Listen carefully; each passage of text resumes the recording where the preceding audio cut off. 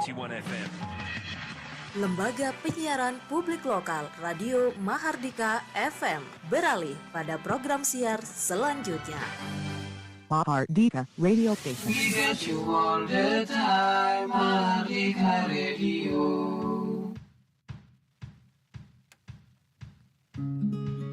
Media musik dan informasi 91.9 Mahardhika Radio. Selamat sore dan Assalamualaikum warahmatullahi wabarakatuh.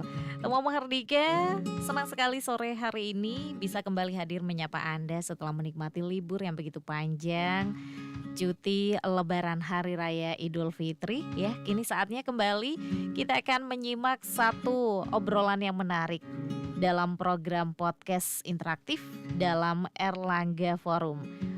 Program ini menghadirkan tentunya seperti biasanya narasumber bereputasi nasional maupun internasional yang tentunya juga hadir dengan topik terkini yang tentunya juga hadir dengan topik terkini relevan untuk diperbincangkan. Masih disiarkan langsung secara daring dari studio Humas dan Informasi Sekolah Pasca Sarjana Universitas Airlangga, Surabaya. Dan untuk edisi kali ini memasuki edisi Jumat 11 April 2025. Edisi ke-220 program podcast Airlangga Forum.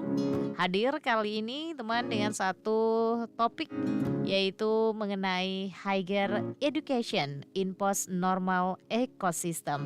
Ini merupakan tayangan ulang kuliah Strategic Leadership Sekolah Pasca Sarjana Universitas Airlangga yang tentunya kali ini akan menghadirkan narasumber yang luar biasa. Beliau adalah Chairman Malaysia Qualification Agency, former Vice Chancellor University Technology Malaysia, yaitu Profesor Dato Seri Insinyur Dr. Zaini Ujang. Dan tentunya masih akan dipandu oleh host kita dari Radio Persada Blitar, ada Ilham Dianta. Bersama saya Dewi Karya dari kawasan jantung Kota Bondowoso, bersama-sama juga dengan sejumlah radio LPPL di Jawa Timur. Kami hadirkan kembali program siaran serentak berjejaring LPPL Jawa Timur dalam podcast interaktif Airlangga Forum. Dan berikut selengkapnya untuk Anda kami kembali hadirkan hingga tuntas pukul 5 sore nanti. Selamat mendengarkan dan selamat mengikuti. Non-stop music. Setiap hari bersama Radio Mahardhika.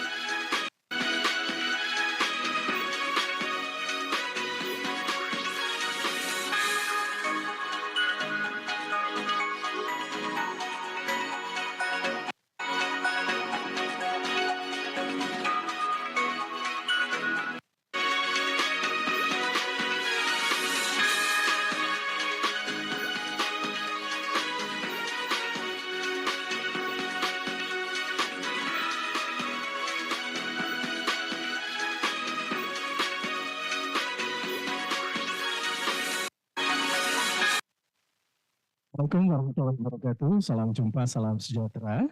Halo sahabat, apa kabar Anda? Semoga kita masih dalam keadaan baik. Senang sekali saya Ilham Dianta dari Radio Persada Blitar hari ini kembali bisa menemani aktivitas sore Anda. Dan masih dalam suasana Idul Fitri, kami mewakili tim Airlangga Forum mengucapkan selamat Hari Raya Idul Fitri. Mohon maaf lahir dan batin. Sahabat Airlangga Forum, kita berjumpa kembali di Airlangga Forum, kali ini menginjak di edisi yang ke-221, tepatnya edisi hari Jumat 11 April 2025. Airlangga Forum kali ini akan bertema tentang Higher Education in Post-Normal Ecosystem. Ini merupakan tayangan ulang dari kuliah umum Strategic Leadership Sekolah Pasca Sarjana UNED, dan ini merupakan agenda yang selalu Sekolah Pasca Sarjana laksanakan ya.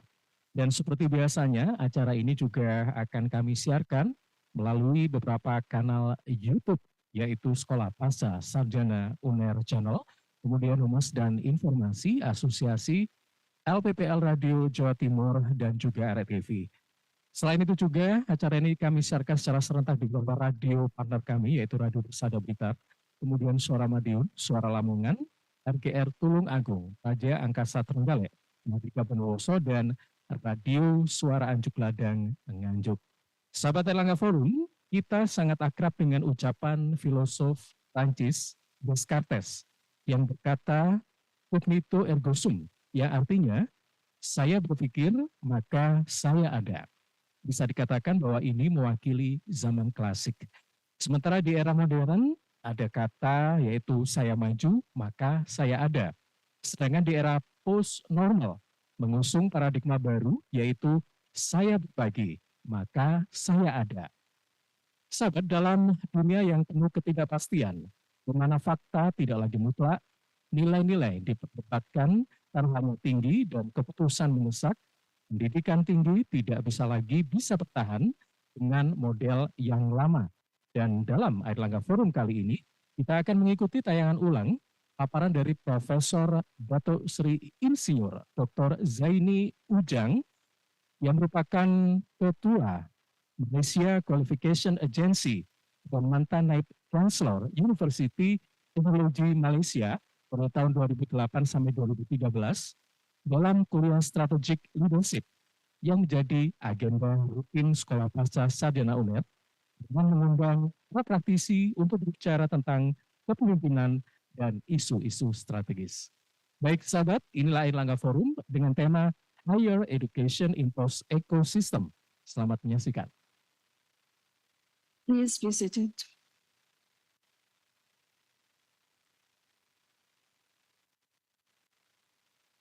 Ladies and gentlemen, now we can move to the main agenda today. And without further ado, I'd like to give the floor to our moderator today, Dr. Sama.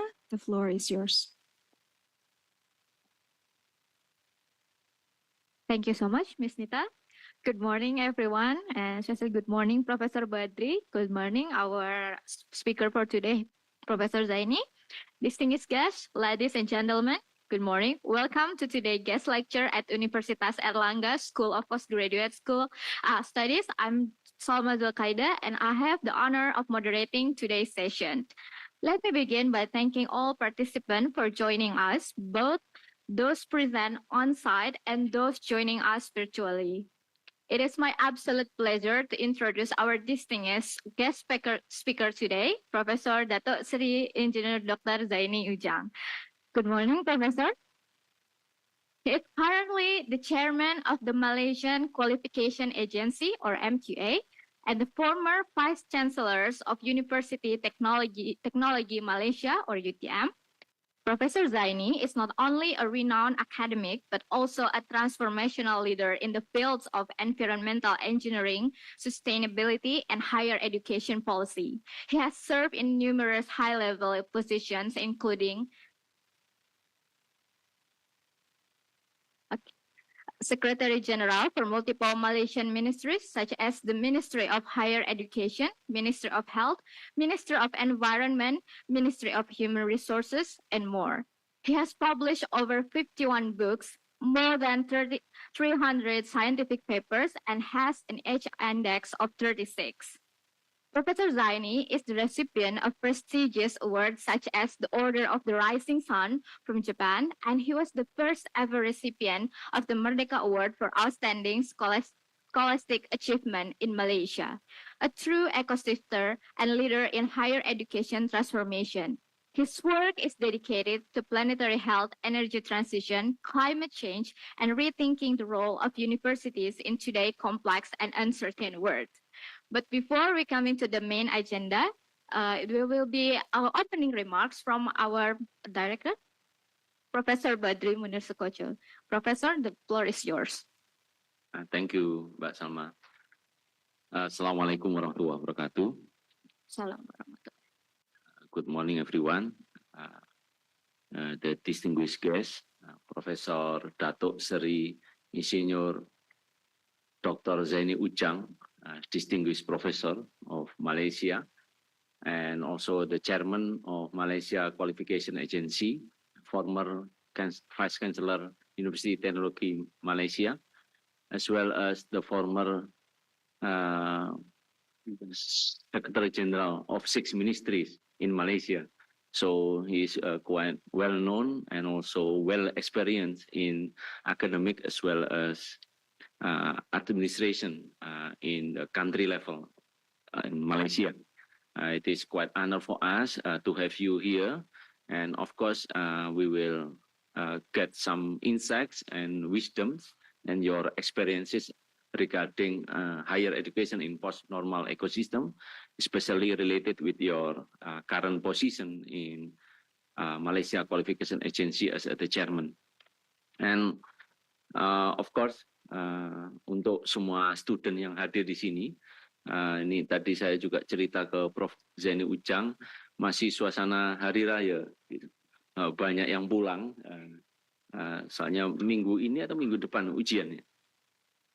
Minggu depan, next week is our midterm exam, so the students enjoy their food with their parents. Untuk kesempatan ini juga saya mengucapkan minal aidin wal faizin, taqabbalallahu minna wa minkum. Saya sebagai pemimpin dari Sekolah Pascasarjana menyampaikan mohon maaf lahir dan batin bila mana dalam berinteraksi selama ini mungkin kurang berkenan. Saya mengatasnamakan semua komponen yang ada di Pascasarjana, mohon maaf lahir dan batin. Nah, tadi juga saya sampaikan ke Prof. Zaini Ujang bahwa ini bagian dari strategic leadership course yang semua student harus ikut. Kita selenggarakan tiap minggu, Prof. Zaini Ujang, to maintain our positioning as the School of Leadership, and then we expect that the graduate from postgraduate school will be the leader in the next 5 to 10 years, and then transform their institution to become better. Tadi cukup menarik apa yang disampaikan oleh Mbak Salma, bahwa beliau memang transformational leadership, itu yang menjadi visi dari Sekolah Pascasarjana. We want to develop transformational leaders who impact the world.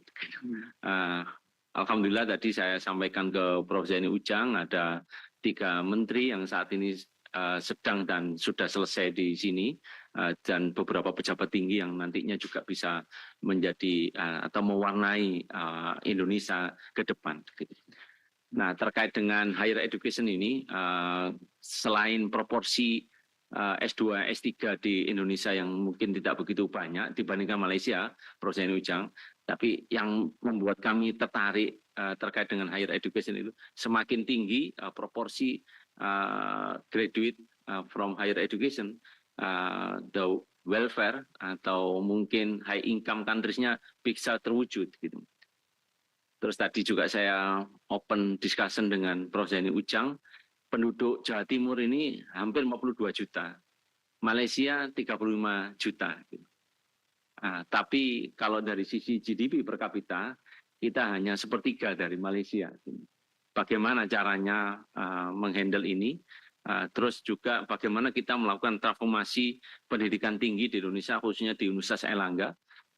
Terus juga bagaimana kita meningkatkan relevansi dari lulusan kita, sebagaimana yang dilaporkan oleh World Economic Forum yang kemarin tanggal 24-25 di Davos mengeluarkan jobs report, future of job report, dan seterusnya. Saya yakin Malaysia sudah menyiapkannya itu. Menyiapkan bagaimana membuat lulusan dari higher education itu senantiasa relevan dan bisa berkontribusi pada kemajuan Malaysia.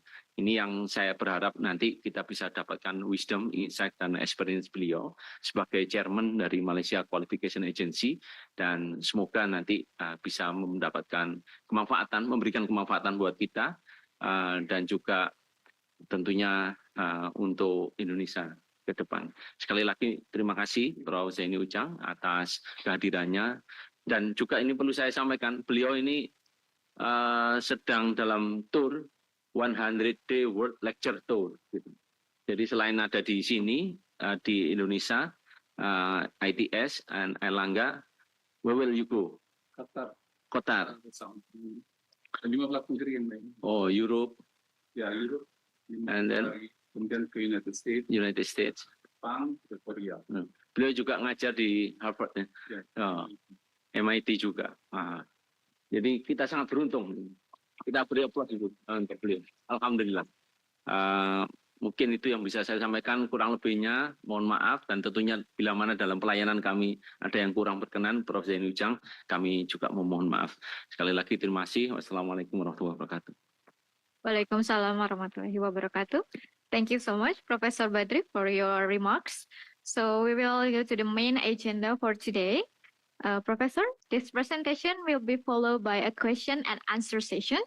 So for all participants, feel free to write down your question during the talk and raise in your hand or submit them online with this when the session is opened. This event also being recorded for educational purposes. Today's lecture will focus on higher education in post-normal ecosystem. This session will run for approximately 90 minutes, structured as follows: 60 minutes for the main presentation and followed by 30 minutes for question and answer session.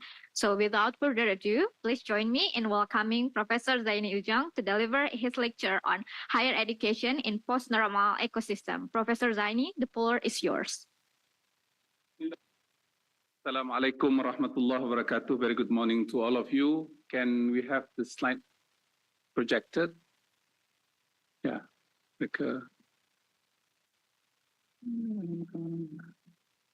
stop sending again. Okay, ya itu. So boleh lihat ya. Saya akan berbahasa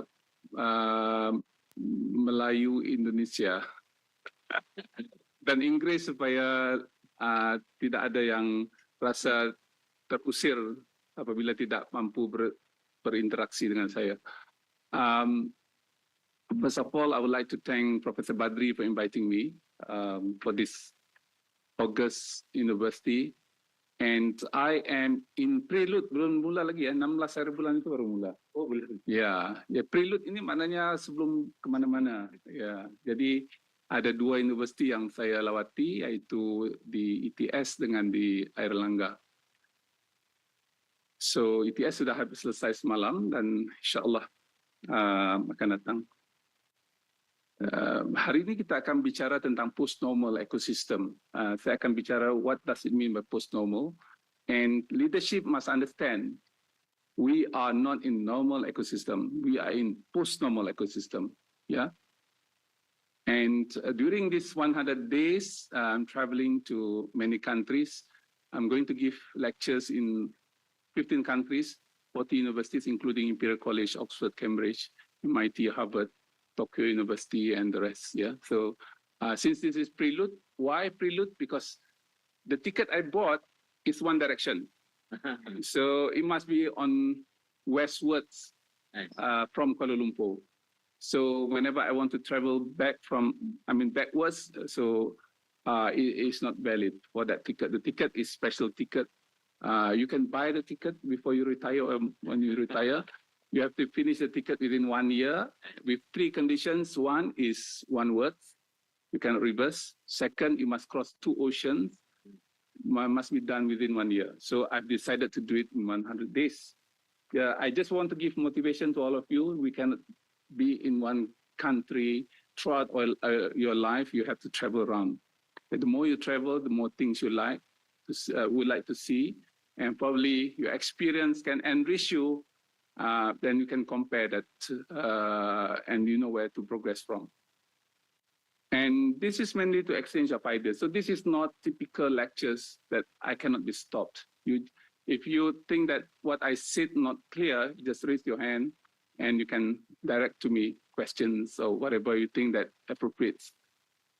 And this is to reactivate. I've been very active, professors. I've not been in academic institution for the past 12 years. I was in ministries.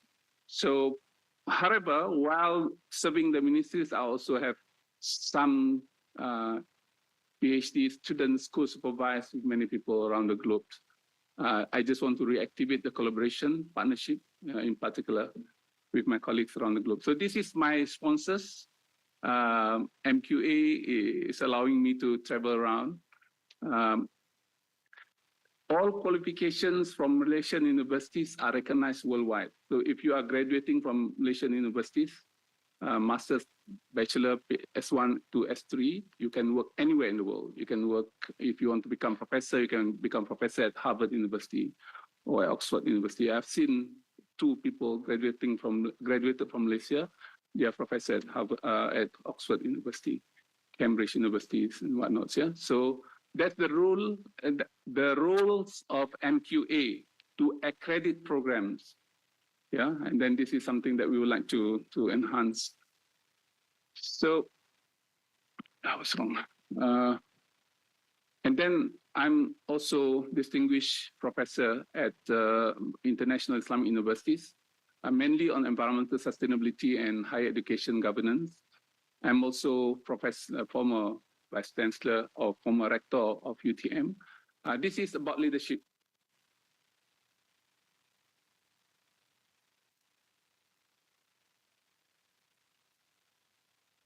Yeah, and he was the youngest rector at that time in Malaysia.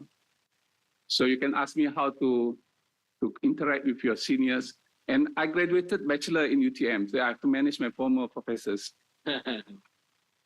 So I have to give marks to them. Some of them are, applied to for promotion. Yeah. So I have to say that, professor, you are not that good. Okay. So this is interesting how you say that. Internationally, EMGS is our brand promoter. If you go to KLIA International Airport, you can see EMGS counter. It's not only immigration counter, but EMGS counter. If you are students in Malaysian universities, EMGS will take you through the immigration counters and assist you with your baggage, lost baggage or whatever. Yeah, so this is big thing. Malaysia is country number 8 in the world as destination of higher education at the moment. Number 8. Yeah. Wow. It's okay. What makes me so desirable to travel? Number 1, I've served my country 37 years. So this year I'm 60. Despite I look young as Pak Badri, umur kami jauh berbeda. Yeah. So in 25 years in academia and 12 years in public service. It is a kind of career break for me, yeah, and try to get some kind of ideation, what best I can do moving forward. And then visiting my old friends. This is my old friend, Pak Joni, di mantan rektor di ITS itu, temannya saya ketika kami PhD di Inggris. Ya. It's okay. I have a message. I have some urgent things to deliver. Then I hope you can be with me. And we actually in post-normal times. Don't think that we are in normal situation. Yeah, the normal situation, capitalism and communism, they are entangled. But now United States and Russia, they are grouping together. There is no tariff for Russia, tariff only for Indonesia, for Malaysia, and the rest of the world. But for my partner, future partner, which is Russia, no tariff for you. That is post-normal. Yeah, it's no longer normal things happening. So we have to act accordingly. As a leader or future leader, we have to read this. And the context we are in now is post-normal ecosystem. Leaders should be able to capture the moment. And this moment is very important for us to move forward. So there is a post-normal exhibition in Kuala Lumpur. Those who are interested to visit Kuala Lumpur, you can visit post-normal exhibition. If you, I'm not going to go to this because it might be some issues with my Zoom when I visited this, but you can go to post-normal exhibition. Yeah, so I just introduced to you that very important. It's now having I think more than 6 months already. It's a very popular exhibition. I give you an example. In terms of meaning, post-normal has changed the definition of meaning. In the past, Descartes say, I think, therefore I am. That is the classical meaning of meanings. Then comes English 200 years later with modernization. This is Industrial Revolution meanings of meanings. I progress, therefore I am. If you are not progressing, you are nowhere. Yeah.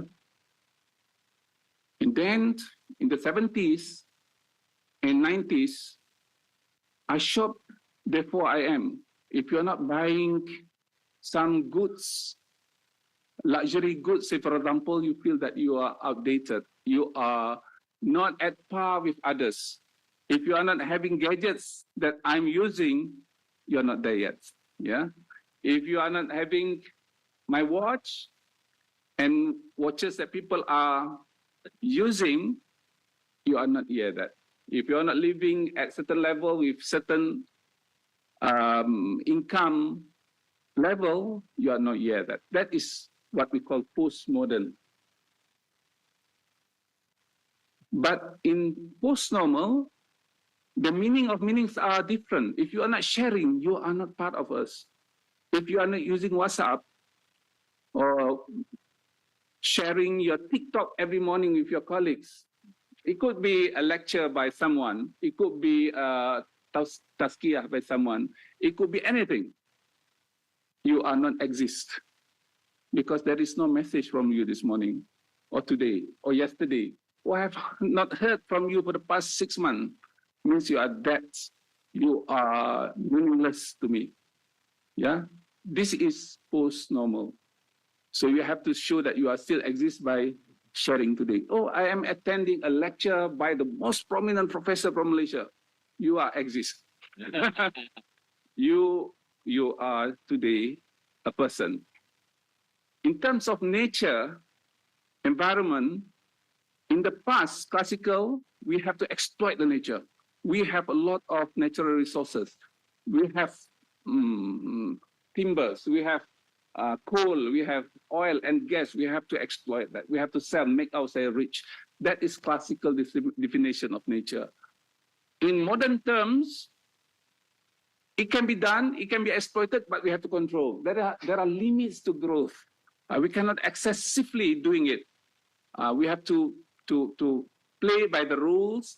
We have to be regulated. We have to wait for what countries within WTO is embarking on, and then that's okay. That's modern thinking. In postmodern, it is social construction of nature. We would like to live in places where there is no cars. In remote islands, I'm going to spend my holiday this time around with my family in far away from Surabaya. I'm going to stay in probably in resort area in Bromo, whatever. Yeah, I'm going to visit my friend in Sweden. He's my close friend by the age of 80 at the moment, Professor Gustav Olsson. He's living in Gothenburg. His small flat is in the city of Gothenburg. And I'm going to arrive there, inshallah, by 11th of May, inshallah. I will be there. But he's living, the real house is in an island opposite Gothenburg city. Gothenburg is the second biggest city. This is where Volvo is located, headquarters. And in that island, there is no cars, no motorcycle, no everything, no TV channel, no everything. Yeah, you have only internet connectivity and only 2 shops around. Yeah, you have to take boats 20 minutes to his house, and very small house of only 2 bedrooms. And in order to move around with about 200 people in that very island, you have to walk and cycle. That is social construction of nature. That is postmodern. When you talk about post-normal, this is about climate change. Yesterday, when I gave presentation to people from a student from ITS, someone from I forgot the name of the island. He asked me about where is the new line of equator in climate change. I said, this is post-normal. We don't know. Yeah, probably the line of equator is not straight as we in the normal context. It could be in the classical context. It could be like this. Yeah. So this is post-normal. Post-normal refers to complexity, chaos, and contradiction. Post-normal aims to understand and describe changing nature of change and provide a framework to interrogate the fracturing worldviews experienced during significant change. Yeah, it's done by a team from Silvo Fantovics is from Scandinavia. They started the concept of post-normal science in 1990s. You can read his work. And the approach to science and policy is used when facts are uncertain, values in dispute. I'm very lucky here in Indonesia, in Malaysia, people still regard themselves male and female. If you are in the United States giving lectures at MIT, you can say, ladies and gentlemen. Someone will say, I'm not ladies, I'm not gentlemen. Yeah. So a friend of mine telling me that his daughter has to pick from 16 category of gender at Columbia University. 16, not male and female. Yeah. Values in dispute. And this is post-normal. And we are very lucky because it's so easy, female and male. Yeah. Otherwise, it's very difficult for you to get married, to find spouse in life. Yeah. The 16. 16. Some places 21. I don't know what else. Yeah. So it means if you are consultant, your consultancy work can only done in a system which is a bit certain. Yeah. And decision can be made. Applied sciences, and I'm very sure that many universities are in this medicine, engineering, and the rest, they are applied sciences. Yeah, it is low uncertainties and decision stakes are very low. So therefore, you can have a course called applied sciences. So, but post-normal science, very high stake in decisions, but we are not certain. That is post-normal. Yeah. Say for example, in regulating tariff with your neighboring countries, when the godfather had put tax to everyone. So what can we do? Yeah, this is uncertain and decision stakes are very high. You cannot make decision wrongly at this point of time. Otherwise, you will be punished very badly. Yeah, so this is post-normal situation. So we are probably in terms of tariff, we are here. We are here. Very uncertain and decision is to be taken here. Yeah, probably here.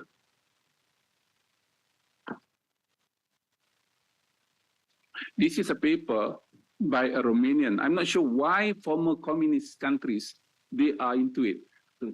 But I think this is very sensible. Say, for example, in normal science, mechanistic and Descartes, the one that we mentioned earlier was Descartes, yeah? And Newton, Bacon kind of thinking, control the natural world, but in post-normal, cope with uncertainty. We cannot do it, we just make sure that we are adaptable. And in climate change, say, for example, we want to be adaptive as possible. Organization, dualism, separation, and hierarchy.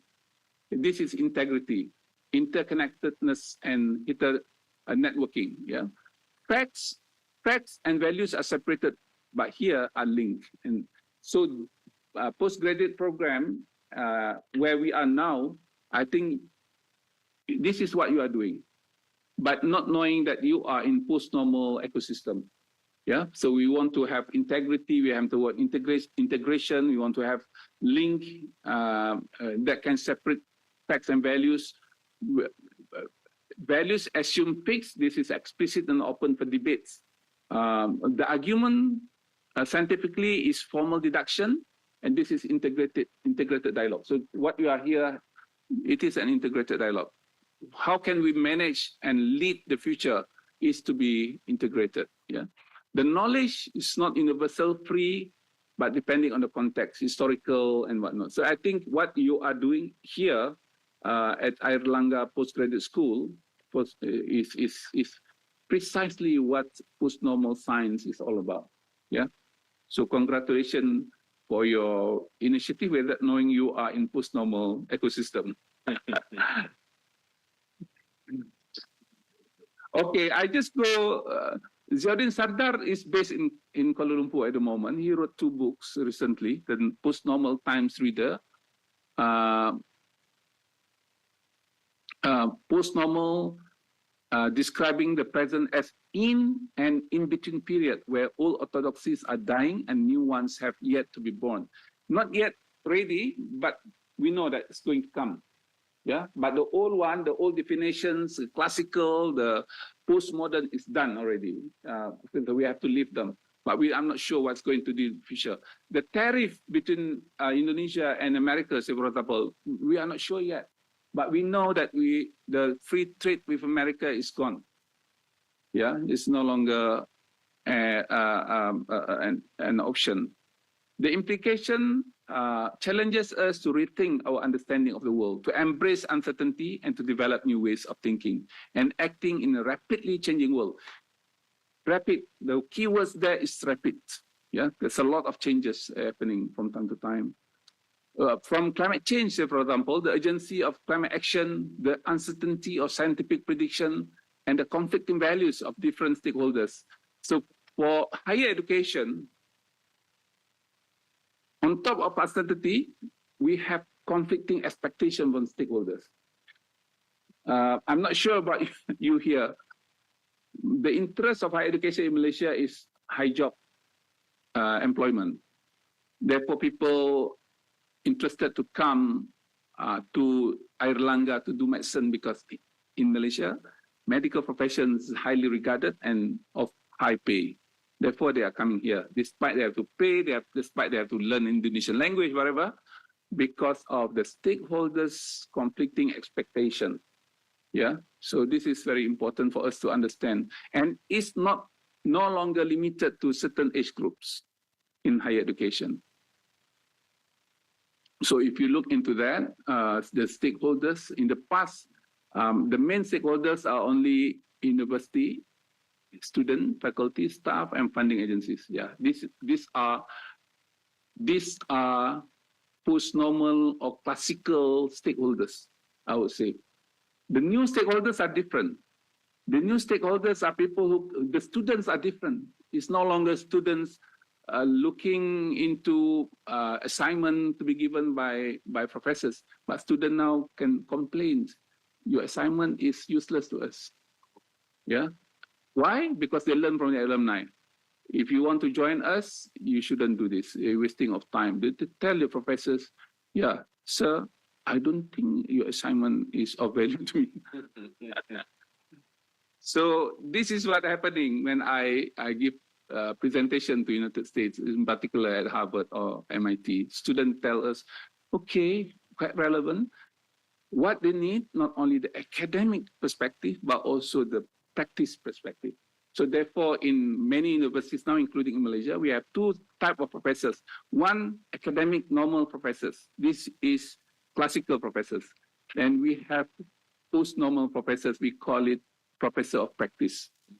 Yeah, and they are people like me, been to, I mean, that is too ideal, but people have been in higher education, going out and then they come back to university. So they have 2 hats to use. One, the academic credential as well as the experience as stakeholders in other sectors that make our presentation more reliable, more meaningful. I give you an example. This is massive online course. You can see that the number of people above typical students age group, which is here. This is typical student, 25%, by the age of 24. In Malaysia, 24 means that you have completed your S2. I'm talking about my family, or for my kids, they have done their studies by the age of 24 with master's degree, And this is probably people come later to S1 or S2, S3. The number are bigger than this number. In the past, classically, people thought that by the age of 24, and these are the main stakeholders in terms of studentship in the typical classical university. But in reality, you have bigger here. And this one, people with money. Here, people with money. Yes, these people with money and time. These people with time, because they're still survive. This is people with extra time. Overtime. Yeah. So this is different ecosystem already of higher education. We are not serving 18 to 24 years age group anymore. So if you want to plan your higher education system, you have to plan beyond that. 75% of them are not typical students any longer. 75%. And yet some professors are still thinking that students are here. So I'm not sure how many professors in this room. Please remember, you will be not meaningful at all from meaningful definition from postmodern or post-normal perspective if you are thinking of students are still here. Yeah. And we found that some of my students doing a PhD with me, they are CEO of companies. Yeah. They are CEO of companies. Their payment is higher than me at that time. Yeah. Yeah. So this is a person that highlighted the importance of post-normal change. So what is needed? One is speed. You cannot wait and see. You have to be speedy in your decision making. Second, the scope is to be identified. Say, for example, in higher education, what is the scope? Scope is the student population, say, for example. And then we think how to serve 75% of the students should be in the future. What kind of system we can embark on the next 75% of students, what kind of skill we are talking about, and this is important simultaneously. You cannot do, I do this first and then that first. You have to do it at once, together. So you have to be very strategic, understand what's needed to be done, and it must be very, very speedy, very quick. So this is some characteristic. I'm not going to talk about this. You can Google post-normal time characteristic, epistemological rapturing. Therefore, professor of practice is more desirable compared to classical professor. Yeah.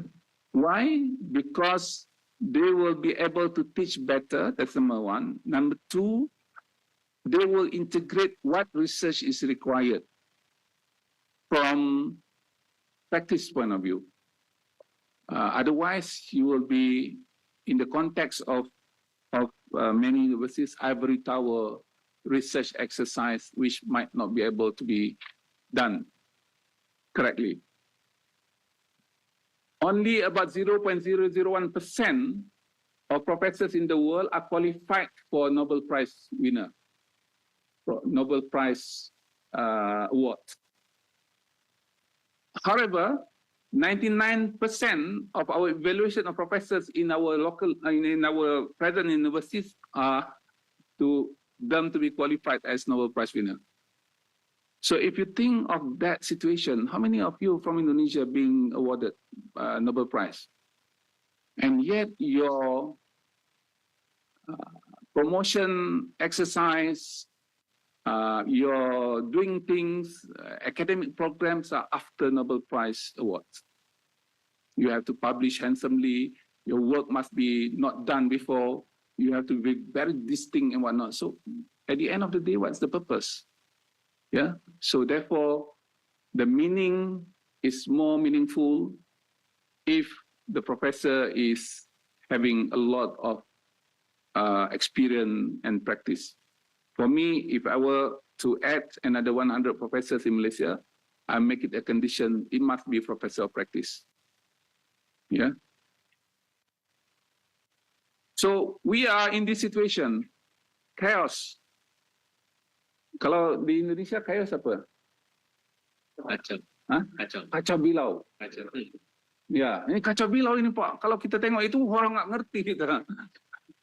In Malaysia, typically in the past, classically, flooding occurs in the month of November, December, January. Yeah, and it's only located in eastern coastline in Malaysia, not in Borneo at all. 30 years ago, 40 years ago, 50 years ago. But now, flooding occurred in May, in April, and it is not in eastern part of Malaysia. It's occurring in western coast in Malaysia. Yeah, and the rain is not as heavy. So it's a chaos, kacau bilau. Jadi bagi kita yang kacau bilau ini, itu yang kacau bilau itu orang yang nggak ngerti apa-apa teori. Bagi mereka yang studinya di Airlangga, wah kacau bilau ini ada teori kacau bilau. Ya, ini gitu. Ya, contohnya kalau climate change, ya gitu-gitu. Tiba-tiba kebakaran berlaku di sana sini, di Amerika, di Australia, di Indonesia pun di perkebunan kelapa sawitnya. So ada satu teori tentang chaos teori ini, ya. So saya tak nak cerita tentang chaos teori ini. Saya nak cerita tentang apa saja berlaku sebenarnya kita telah menyediakan landasan pemikiran.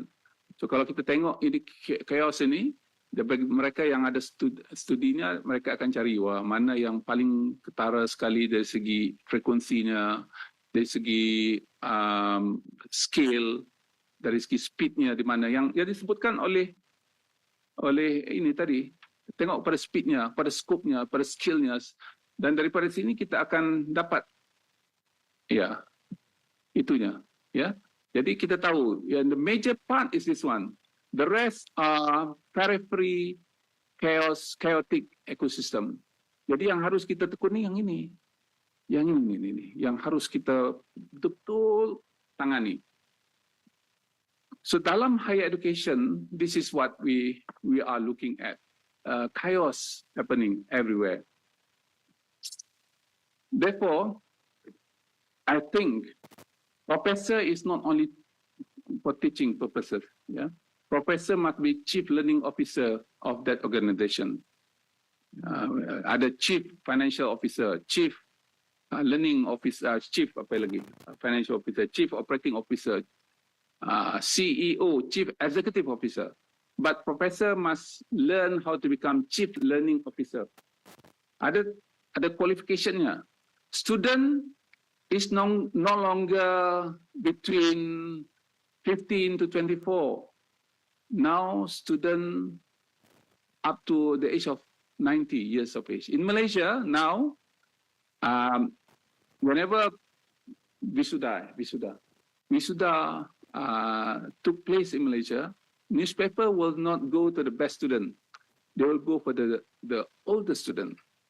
So, and what motivates you to study? Recently, a man at the age of 84 graduated in Malaysia. If you're not mistaken, graduated in S1 ke S2 gitu. Ya, dia kata untuk bagi motivasi kepada cucunya. Dia berlawan bukan dengan anaknya, berlawan dengan cucunya. Ya. Itu yang 84. Saya lupa. Ada lagi 2-3 cases yang berlaku. University is a center for post-normal learning ecosystem. It's no longer teaching classical ecosystem in terms of knowledge. Kita harus cepat tahu bila ini berlaku, chaos berlaku, universiti harus bersedia untuk memberikan pencerahan. You must be able to alert people what's going on.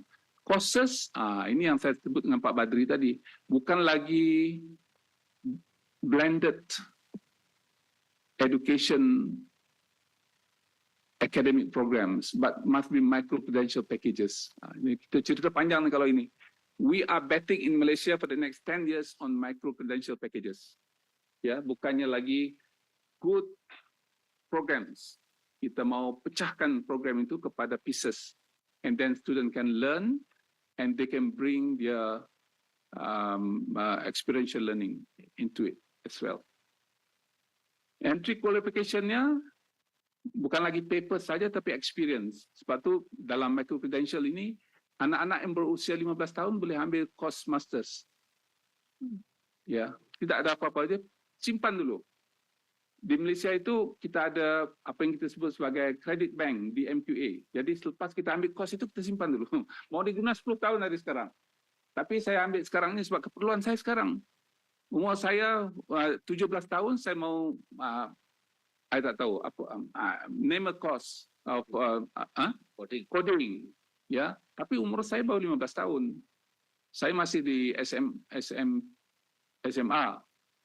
Di SMA nggak apa-apa, tak guna ni untuk coding ini sebab tidak dalam silibus. Tapi nanti masa saya buat master di UNER nanti ada course ni. Jadi saya simpan dulu dalam credit bank. Dan credit bank itu di MQA. Kalau di Indonesia tak ada credit bank, gunakan credit bank kami. Kan kita credit transfer ya? Iya. Itu idenya. Credit bank. Jadi saya sekarang bukan hanya jual carbon credit tetapi juga academic credit.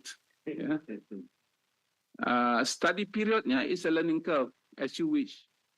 Bila kita perlukan, kalau sekarang perlukan leadership, course leadership ini hanya akan kita ambil pada ketika kita S2. Kita ambil dulu course itu, tapi kita letak dalam credit bank.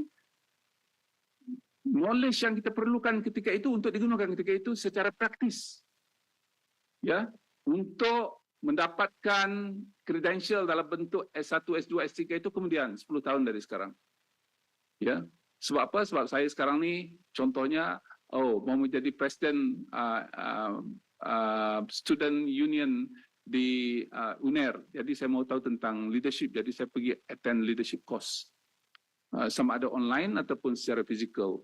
That is equivalent to 2 credits, say, for example. So you keep the credit out from your normal academic programs, you put it somewhere. One day I will use it. So kita perlu adakan carbon credit. Kita ada academic credit yang kita simpan di mana-mana. And then age group is no longer relevant.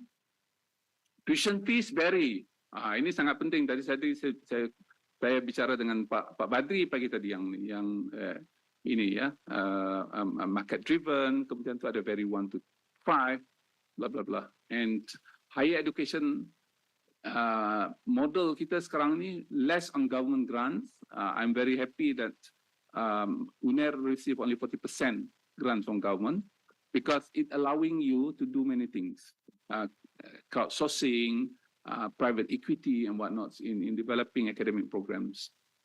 And then higher education leadership is no longer related to efficiency, but also stakeholder focus. So we have to speak to our stakeholder more than speaking to conventional efficiency model.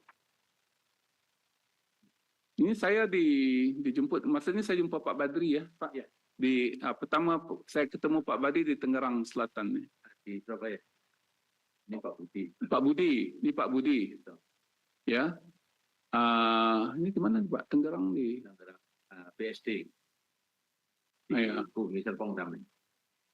Di Jakarta. Jakarta, ya. Ini first time saya diundang bersama dengan baru di. Ya.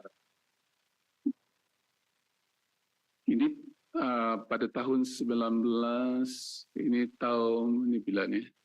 Saya bagi keynote address di MIT. This is in June 2019. Ya. So saya bacakan ya.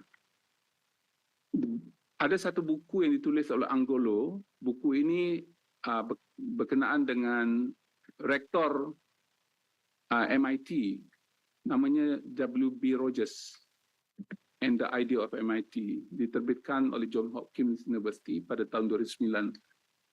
Dalam buku ini, formerly a wide separation existed between theory and practice, he reminisced.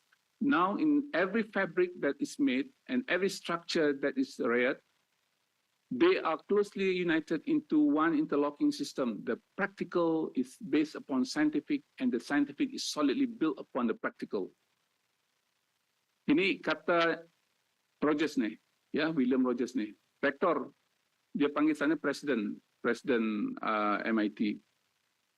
Pathway di pertengahan itu, into the speech he paused, briefly glanced at his notes, and then pounded at his knee. Dia terjatuh ya, tiba-tiba mati orang ni.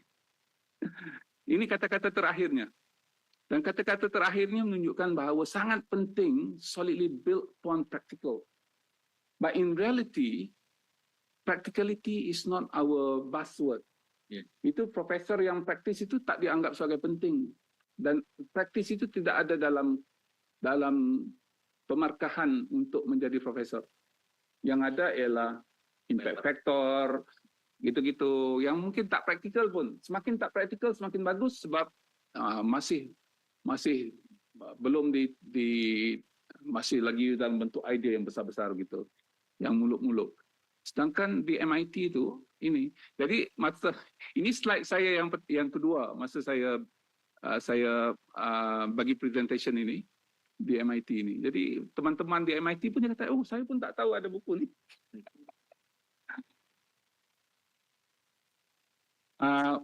Dalam discussion itu, saya telah bincang tentang salah satu buku saya yang berjudul New Academia. So I was invited because I was author of this book. Dan saya ini menyebabkan saya selalu di-quote dalam banyak tulisan berkaitan dengan higher education. Ya. So, and this book was published in 2012, 13 years ago. Faculty members are professors and lecturers.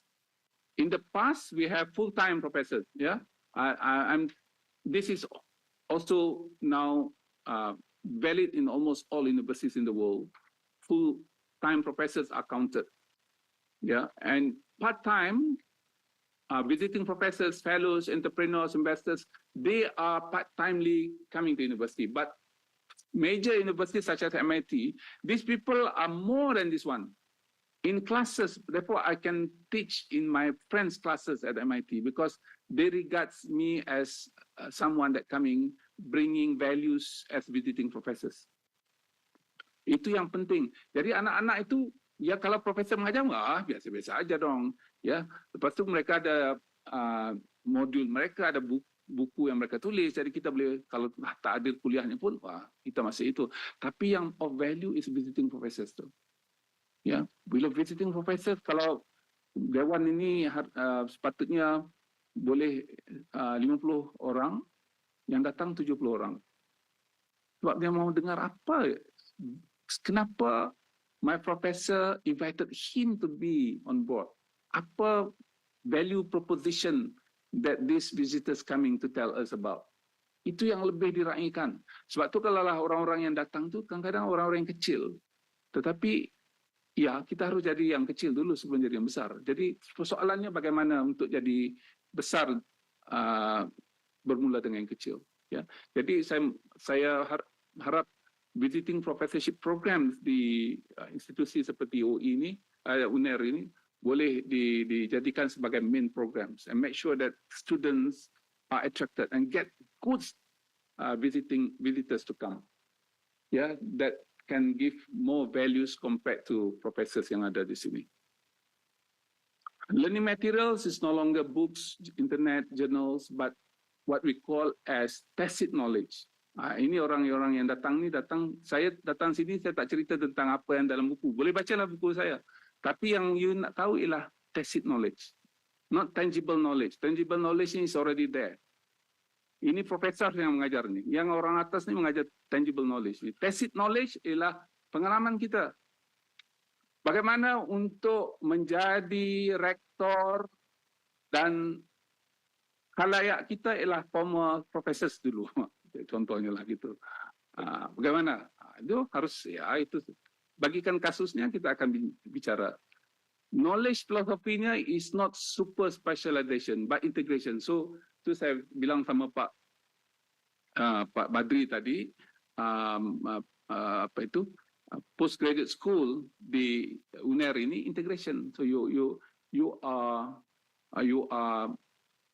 no longer conventional academia. Ya, fundingnya nanti kita bincang. Learning venues-nya is no longer academic centers but also internet, learned vicinity, global campus. You can travel anywhere. And outcomes dia bukan hanya paper recognition, skill and employability, but also cultural shift, entrepreneurship and employability. So these are things that we have been talking since 2012. So moving forward, semasa saya menjadi Secretary General Higher Education, I was tasked to develop Higher Education Blueprint for Malaysia 2015-2025. Berakhir tahun ini ya, ada 20 lead authors, 42 orang team members. So kita bincang tentang what shift, what change is. What is the difference between shift and change? Change is can be very semantic, very I would say that bureaucratic. But when you talk about shift, it is the whole thing.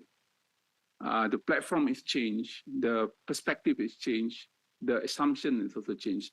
Number one is holistic, entrepreneurial, and balanced graduates. Number two is talent excellent, nation of lifelong learners, quality TVET, technical, vocational education and training graduates, financial sustainability, empowered governance, innovation ecosystem, global prominence, globalized online learning, and transform higher education delivery. Yeah. And this is the stakeholder outcomes, and then this is the enabler. So you can see that stakeholders are the one that decide what is needed. Often, academic egoism say that stakeholders knows nothing.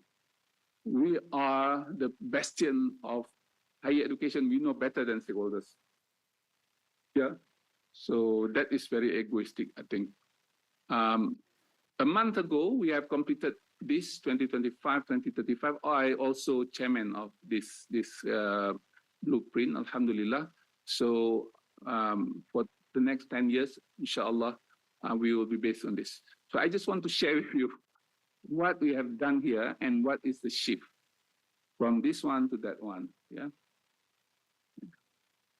So this is 2025 for 10 years. Investment in resources. So this is good. We had post-COVID.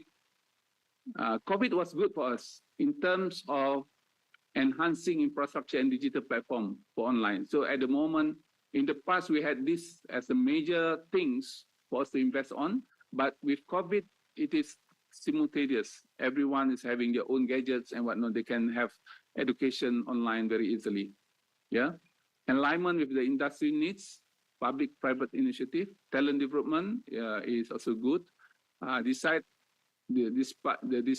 enhancement enrollment of B40 means poor people. Yeah.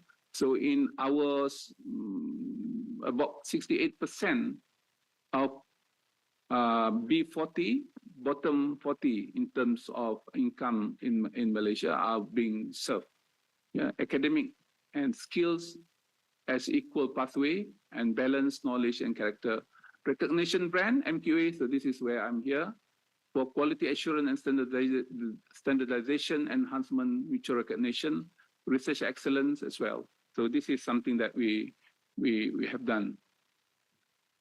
So the system aspiration was access. So if you want to study, there are a lot of opportunities to study, except in medicine and few programs. We have to go out from the country. Quality is, alhamdulillah, is good. Equity is good. Equity means that Poor people can also enter universities very easily. There is no reason for poor people not to enter universities.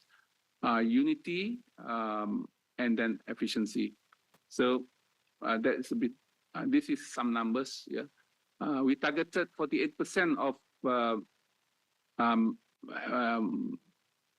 job market in the country. We started with 48%. We expired 70% of our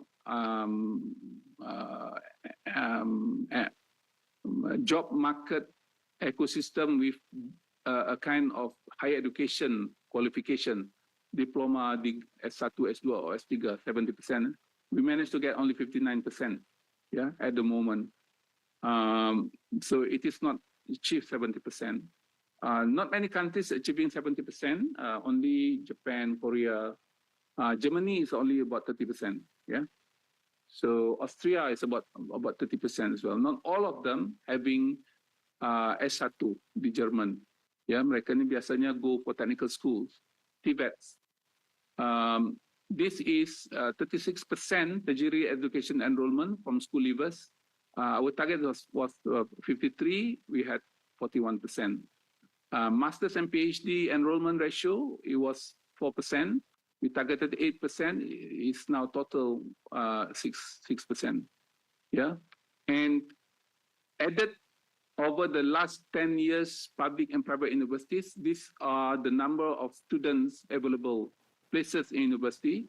We hope for 1.1 million, but we managed to get 1.5 million. Yeah, so this is a big thing. Yeah. So increase in non-traditional students that participate online. This is what we would like to do as well. So I just want to share with you.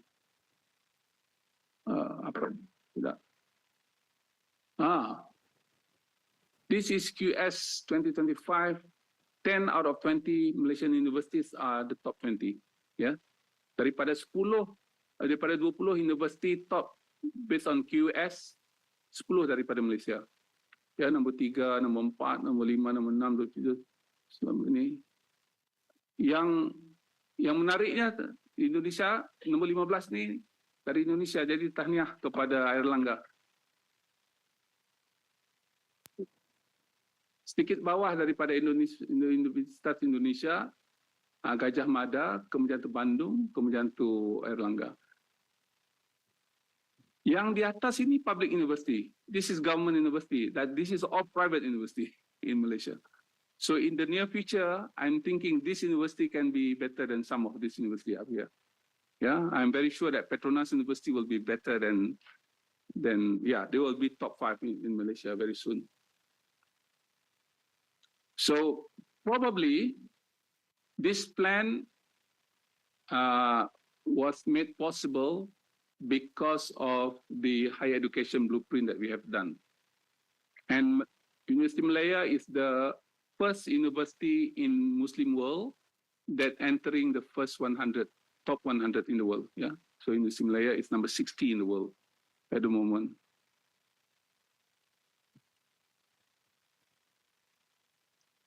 These are top 200 universities in Malaysia, 20 universities in Malaysia. You know about UTM, University Malaya, and the rest. Have you heard about APU? Asia Pacific University? Have you heard about APU? Tak pernah dengar ya? Ini ramai sekali anak Indonesia belajar di sini. Ya. APU is the highest in terms of graduate employability, in terms of graduate employability and salary in Malaysia. They receive about 5,400 ringgit Malaysia, the first salary. They are better than University Malaya. They are better than other universities. The second was UTM for 2025. So the first, second, and then the third one is UTA. So this is the third in terms of graduate employability salary. So stakeholders are interested on salary. They don't want to study in this university. They get second class lower, and then they enter job market with very low salary. They are not interested on that. They're interested on high paid salary. So this university is the highest in Malaysia at the moment. They are probably second in Southeast Asia after not NUS, but SMU, Singapore Management University. In Singapore, the highest paid graduates are SMU, not NUS. If you look into academic program, the top university in Singapore is this one. Where is SMU? SMU is here, and bottom somewhere. Yeah, but in terms of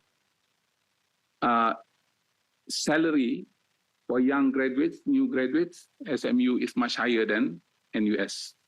So I'm saying to you, between classical definition of quality in higher education, what we are having here is not similar to what stakeholders are looking at.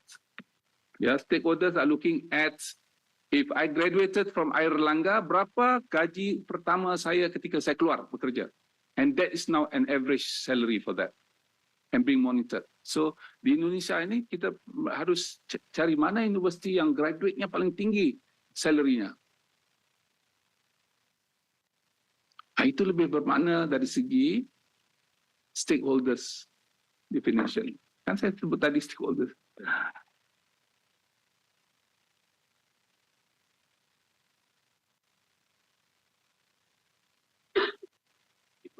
This one.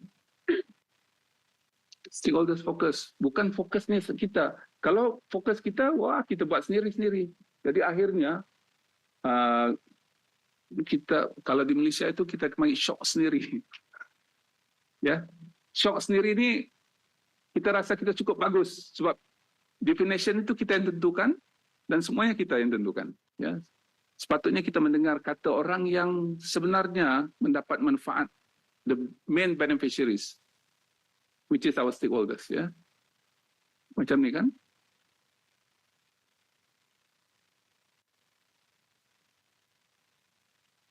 Sekejap saya balik pada ni. Ni. Stakeholders.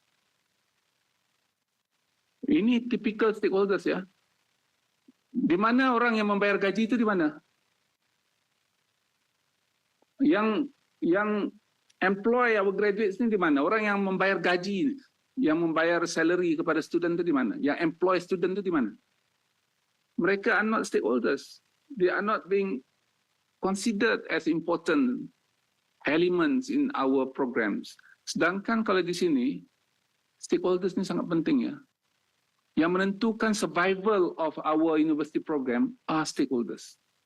Ya. Sebab tu di MIT, walaupun mereka ini ramai sekali Nobel Prize winner, paling ramai Nobel Prize winner dalam dunia ini adalah di Boston. Ada dua universiti yang terkenal di sana, satu MIT, yang kedua Harvard. Harvard ada 120 orang Nobel Prize winner. Ya, di MIT lebih kurang dari 90 orang. Kalaulah setengah masih hidup dan setengah tinggal di kawasan itu, ada 100 orang Nobel Prize winner di bandar Boston. Ya. Berapa ramai di Indonesia? Enggak ada. Berapa ramai penduduk Boston? 500,000. 100 daripada 500,000 itu Nobel Prize winner itu di Boston. Sebab tu kalau ada wang, jangan pergi ke Disneyland. Kalau ada wang, jangan pergi ke tempat-tempat hiburan. Orang yang academically inclined akan pergi ke Boston. Ya, sebab tu trip saya 100 hari ini, saya tak pergi ke Amerika, cuma saya pergi Boston saja. Ya, the only place I value in United States is Boston. The rest is not counted. Ya, for me.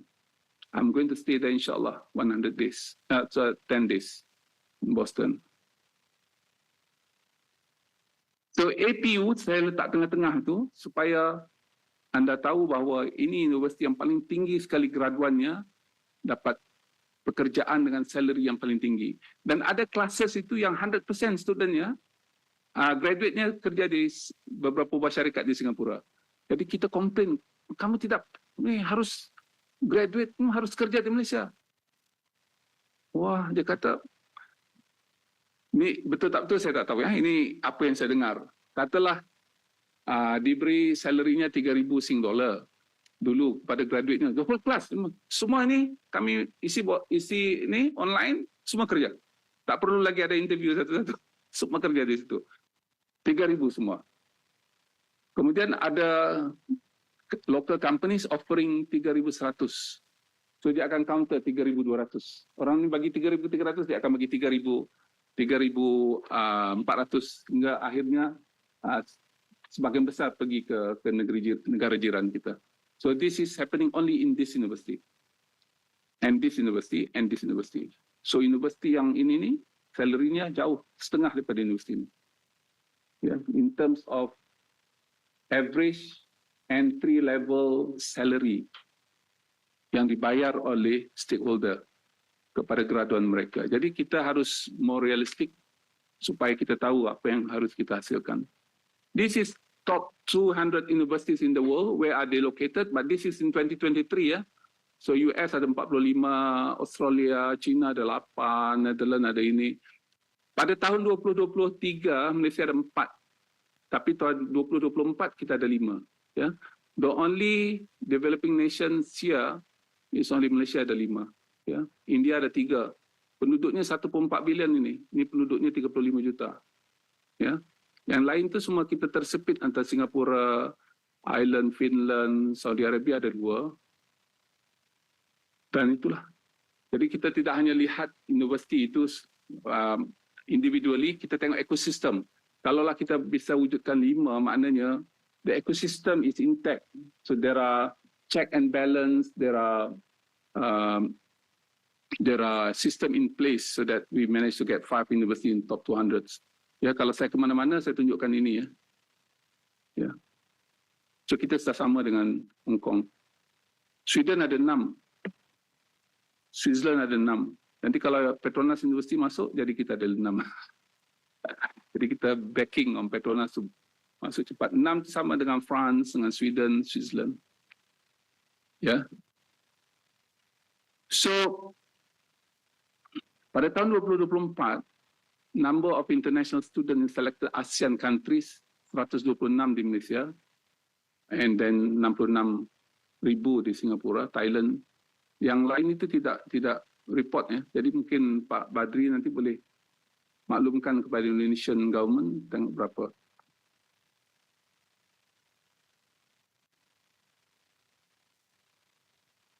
Okey, ini slide saya yang kedua akhir. In the past, the higher education evaluation in Malaysia is foreign dependency to nurture our talent. Saya graduate daripada Inggeris dan di Amerika Syarikat. Ya, bukan kerana ada peluang pergi ke sana. We have to be there because there is no facilities to S2, S3 in environmental engineering in early 1990s.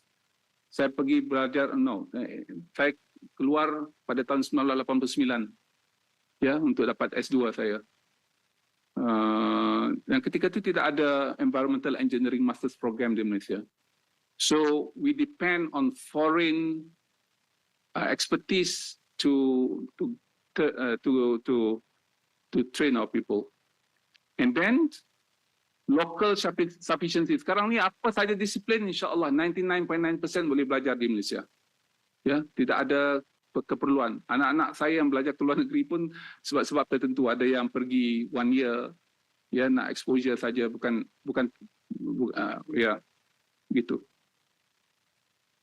But now we are exporting our local brands. Yeah. So this is what we are trying to do. We said that 5 universities already top 200. And now MQA ensure that all graduates from Malaysian universities are of value. They can work anywhere in the world. If they are medical doctors, they can work in Singapore, in Australia, in the UK, in foreign countries. Therefore. Saya ada satu nak tunjuk ni. Satu saja. Ini. So this is our new focus, Pak. Yang saya sebutkan tadi. Structured education and formal learners kepada unbundling education and lifelong and life-wide learners. Jadi tidak ada lagi macam itu umur usia 24 tahun ke bawah, 25 tahun ke bawah itu yang kita berikan fokus. Jadi yang datang ke universitas nanti ada orang tua, bukan profesor. Oh, saya buat S1. Gitu. Itu yang kita nak. So bagaimana mau lulus S1? Oh, saya sudah ada kredit bank saya. Saya sekarang umur 70 tahun. Saya sudah ada kredit bank saya 50%. Saya hanya perlukan 50% lagi. Ya, so itu begitu. This is what we call unbundling of structured education. Industry ready job seekers became present and future ready, bukan saja industry ready. Mereka juga harus adaptif. Value based and output driven talents kepada values internalized and impact driven humanity centric talent. It's very mouthful, tapi inilah yang diperlukan dalam post normal ecosystem. Kalaulah kita hanya ada value driven and output driven saja, mereka tak boleh hidup dalam post normal ecosystem. Process driven decision making become entrepreneurial, more on system thinking, make decision making. Differentiated system, harmonized and collaborative ecosystem. So this is very important. My ideal is this: if two universities are neighboring to each other, it's only one class is needed, and make the class bigger, and make the student competitive. Kalaulah kita pergi ke Cambridge MA, di Boston tu ada satu sungai namanya Charles River. Di seberang sini Harvard Business School, Harvard Medical School, ada Boston University, ada hospital dan pelbagai. Itu di daerah Boston. Di sebelah kirinya, kalau kita lihat di sini, ialah panggil Cambridge MA, Cambridge, Massachusetts. Di situ ada Harvard College, ada Kennedy School, ada MIT dan sebagainya di sebelah kiri. Itu tak panggil Boston, dipanggil Cambridge, Massachusetts. Tapi area itu dipanggil Boston area. Keseluruhan itu panggil Boston area. Ya. So biasa teman-teman saya yang mengajar di MIT ataupun di Harvard, mereka itu ada double appointment. They are professor of macam Larry Susskind, professor of town planning, environmental town planning. Dia juga adalah professor in law school of Harvard University. Jadi kelasnya itu 70% dalam kuliahnya, katalah ini kuliahnya, adalah student daripada MIT, 30% lagi student daripada Harvard datang kelas. Ya, mengajar profesor yang sama. Dia tidak pergi lepas ini pergi kuliah tempat lain. Satu kuliah dimanfaatkan oleh dua universiti. Jadi katalah kita sekarang ni UNER perlu cari good competitors for you to move forward together. Katalah yang dekat sini ITS. Jadi cari apa yang sama-sama dengan ITS kita kerja. Ya, jadi kita blend sama-sama. Studentnya lebih, ini student ITS, ini student UNER. You akan compete mana student yang lebih mantap, mana yang lebih mantap, istilah Indonesia, student yang lebih proaktif dan sebagainya. Ya. So itu berlaku dan kita efficient because satu kuliah dimanfaatkan oleh dua universiti. Cari ya profesor-profesor yang hebat-hebat. Jadi kurang mengajar, kita boleh buat kerja-kerja lain. Kita boleh buat research, kita boleh buat yang lain-lain lah. Teknologi literacy kepada advanced technology, vocational and education and training. Kita tak sebut tentang STEM ya. STEM, Science, Technology and Mathematics. Sekarang kita sebut tentang STEAM. STEAM is Science, Technology, Engineering, Arts and Mathematics. So arts is very important. Yeah, arts, appreciation of art that make Apple computer great. Yeah, because Steve Jobs in the past he took art classes. So itu yang menyebabkan kalaulah generasi saya ni, mungkin generasi Pak Badri juga pada tahun 80-an dulu, kalaulah kita guna Apple dan kita gunakan IBM compatible itu beda sekali. Apple itu neat, simple, tak perlu fikir, tak perlu ingat, tak perlu apa, tekan saja. Ya. Tetapi untuk gunakan IBM ketika itu, or IBM compatible, you have to remember all the passwords, all the shortcuts. You kena ingat semua itu. Ya. So because for Steve Jobs masa itu, arts make that simpler and beautiful. Ya, centralized funding, ini yang saya sebutkan tadi pada Pak Badri. Ini centralized maknanya daripada pemerintah kepada sustainable funding and resources. Jadi tak semestinya kita dapat semua daripada pemerintah. Regional educational hub, kita global educational hub. Adapters of sustainability-led initiative kepada leaders of planetary health.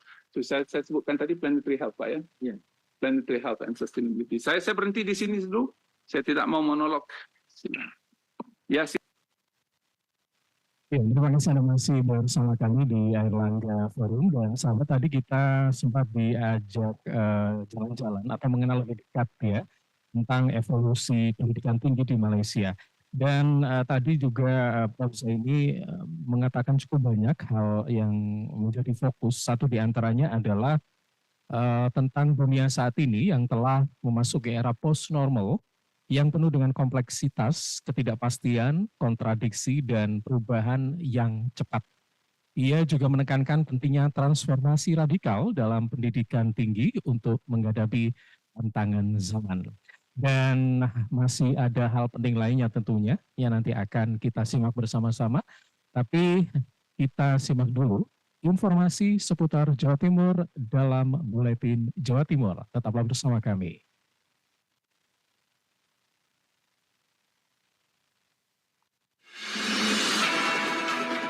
Rangkuman informasi pilihan dari berbagai kabupaten dan kota di Jawa Timur segera hadir dalam Buletin Jawa Timur. Sahabat, inilah rangkuman berita dari berbagai daerah serta disiarkan di LPPL Jawa Timur. Buletin Jawa Timur untuk edisi hari ini bersama saya Aditya Anjar. Segera kita simak informasi selengkapnya. Informasi yang pertama, Mahruzar Iskandar dari Suara Gresik mengabarkan, Wabub Alif tinjau rencana gedung penitipan anak gratis untuk karyawan pabrik, pekerja informal, dan keluarga miskin.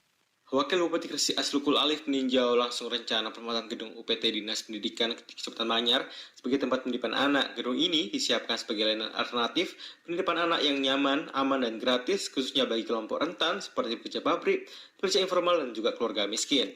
Langkah ini merupakan bagian dari program kerja 100 hari Bupati Gresik Fadia Majani dan juga Wakil Bupati Gresik Asrukul Alif, sekaligus menjadi tonggak awal penyediaan layanan pengasuhan anak yang terjangkau, inklusif, dan berpihak pada masyarakat kurang mampu. Selain layanan dasar, TPA ini juga dilengkapi aktivitas edukatif non-formal untuk mendukung tumbuh kembang anak secara holistik. Sesuai amanat program 100 hari, TPA ini dirancang untuk gratis dan prioritas bagi keluarga kurang mampu, terutama dari kalangan buruh pabrik dan pekerja informal. Bupati Gresik Fania Maciani juga menegaskan pentingnya ketersediaan layanan publik yang inklusif bagi perempuan dan anak tanpa terkendala latar belakang ekonomi orang tua.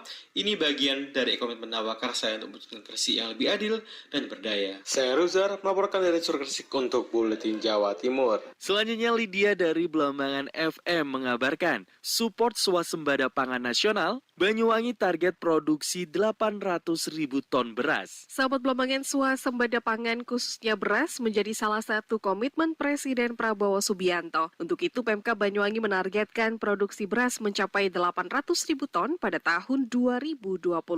Langkah ini sebagai kontribusi terhadap pemenuhan kebutuhan pangan nasional yang menjadi prioritas pemerintah pusat. Bupati Banyuwangi Ipuk Fistiandani mengatakan untuk memenuhi target tersebut dilakukan penambahan luasan area tanam padi secara signifikan. Tahun ini Banyuwangi memperluas lahan tanam hingga 35.000 hektar. Dengan penambahan luasan tanam dan optimalisasi penggunaan lahan, Banyuwangi terus memperkuat posisinya sebagai salah satu lumbung padi nasional. Ipuk berharap produksi beras yang tinggi tidak hanya memenuhi kebutuhan lokal, tetapi juga menopang stabilitas pangan nasional dalam jangka panjang. Ipuk menjelaskan luas baku sawah atau LBS mencapai 62.000 lebih hektar dengan capaian luas tanam padi pada 2024 saja mencapai 119.651 hektar. Ipuk menambahkan untuk target luas tambah tanam padi di tahun 2025 ini seluas 151.048 hektar. Selain itu, pelaksana tugas Kepala Dinas Pertanian dan Pangan atau Dispertan Kabupaten Banyuwangi Ilham Juanda mengatakan, panen padi yang berlangsung dari Januari hingga Maret telah mencakup area seluas 21.000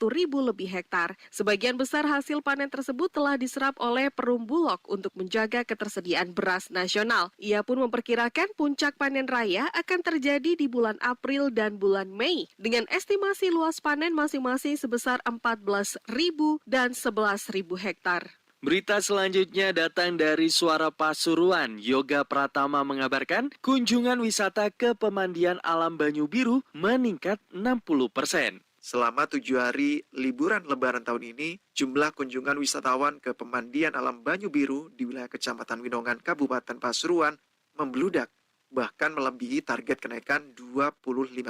Kepala Dinas Pariwisata Kabupaten Pasuruan, Agus Hari Wibawa mengatakan, total ada 9.150 wisatawan yang berkunjung ke Banyu Biru mulai tanggal 2 sampai 8 April 2025.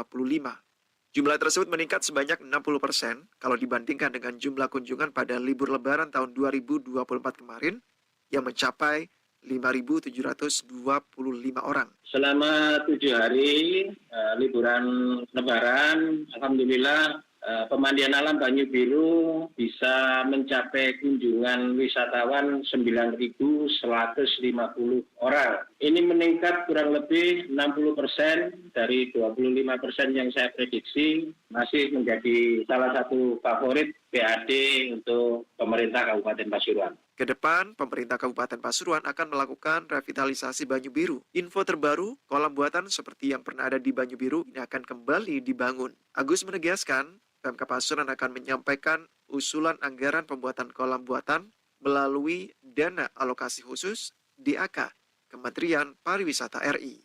Yoga Pratama, Suara Pasuruan. Selanjutnya dari Dewanta Pramayoga Suara Kota Probolinggo mengabarkan, Pemkot ikut panen raya padi serentak bersama Presiden Prabowo. Pemerintah Kota Probolinggo turut ambil bagian dalam kegiatan panen raya padi serentak yang digelar di 14 provinsi bersama Presiden Prabowo Subianto. Melalui Dinas Ketahanan Pangan, Pertanian dan Perikanan setempat, Wakil Wali Kota Probolinggo Ina Dwi Lestari mengikuti kegiatan ini secara daring, yakni panen padi di lahan sawah milik kelompok Tani Makmur 2, Jalan Progo, Kelurahan Karenglor. Presiden Prabowo dalam arahannya menyampaikan penghargaan atas kerja keras seluruh pihak yang terlibat dalam keberhasilan panen musim ini. Presiden juga menegaskan pentingnya peran para petani sebagai garda terdepan ketahanan pangan nasional. Pada kesempatan audiensi daring tersebut, Gubernur Jawa Timur Khofifah Indar Parawansa menyatakan komitmennya untuk terus mendukung upaya menjadi lumbung padi nasional melalui berbagai program strategis yang berpihak pada petani. Wakil Wali Kota Ina Dwi Lestari juga memberi apresiasi kepada para petani yang hadir dalam panen raya ini. Ina menyebut keberhasilan panen ini sebagai wujud sinergi positif antara pemerintah dan para petani yang harus ditingkatkan. Dewanta Pramayoga, Suara Kota, Probolinggo. Selanjutnya, Bobi Wijayanto dari Suara Lumajang mengabarkan, Pemkab Lumajang berkomitmen mendukung terwujudnya swasembada pangan nasional. Pemerintah Kabupaten Lumajang menunjukkan komitmen nyata dalam mendukung terwujudnya swasembada pangan nasional. Hal ini ditegaskan oleh Bupati Lumajang Indah Amperawati saat menghadiri kegiatan panen raya padi serentak di Desa Kalipepe, Kecamatan Yosowilangun. Buda Indah Sapan Akrab Bupati Lumajang hadir bersama jajaran Forkopimda untuk memberikan semangat langsung kepada para petani. Ia menyampaikan bahwa ketahanan pangan merupakan salah satu prioritas pembangunan di Lumajang sejalan dengan arahan pemerintah pusat. Panen raya kali ini berlangsung di lahan seluas 64 hektar. Berdasarkan data terkini, stok padi di Lumajang dinyatakan dalam kondisi aman. Meski demikian, pemerintah daerah tetap mendorong perluasan areal tanam sebagai langkah strategis memperkuat ketahanan pangan di masa depan. Sebagai bentuk dukungan terhadap produktivitas pertanian, pemerintah Kabupaten Lumajang juga berupaya memenuhi kebutuhan alat pertanian modern seperti mesin panen padi atau combine harvester. Bobi Wijayanto, Suara Lumajang FM, mengabarkan. Sahabat, demikianlah Buletin Jawa Timur untuk edisi hari ini. Saya Aditya Anjar, terima kasih atas kebersamaan Anda. Sampai jumpa. Rangkuman informasi pilihan dari berbagai kabupaten, kota di Jawa Timur. Baru saja sahabat dengarkan dalam Buletin Jawa Timur. Buletin Jawa Timur bisa sahabat dengarkan Senin sampai Jumat jam 8 pagi dan 4 sore. Disiarkan serentak di Lembaga Penyiaran Publik Lokal, Persada Kabupaten Blitar, Mahardhika Kota Blitar, Ralita Pamekasan, Suara Sampang, Suara Kota Probolinggo, Suara Lumajang, Suara Pasuruan, Blambangan Banyuwangi, Wika Mojokerto, Suara Gresik, Pradya Suara Tuban, Malowopati Bojonegoro, Ersal Nganjuk, Suara Madiun, Suara Ngawi, Suara Pacitan, Mahardhika Bondowoso, Praja Angkasa Trenggalek, Magetan Indah, Ramapati Kota Pasuruan, dan RGR Tulungagung. Persembahan dari Asosiasi Lembaga Penyiaran Publik Lokal Jawa Timur.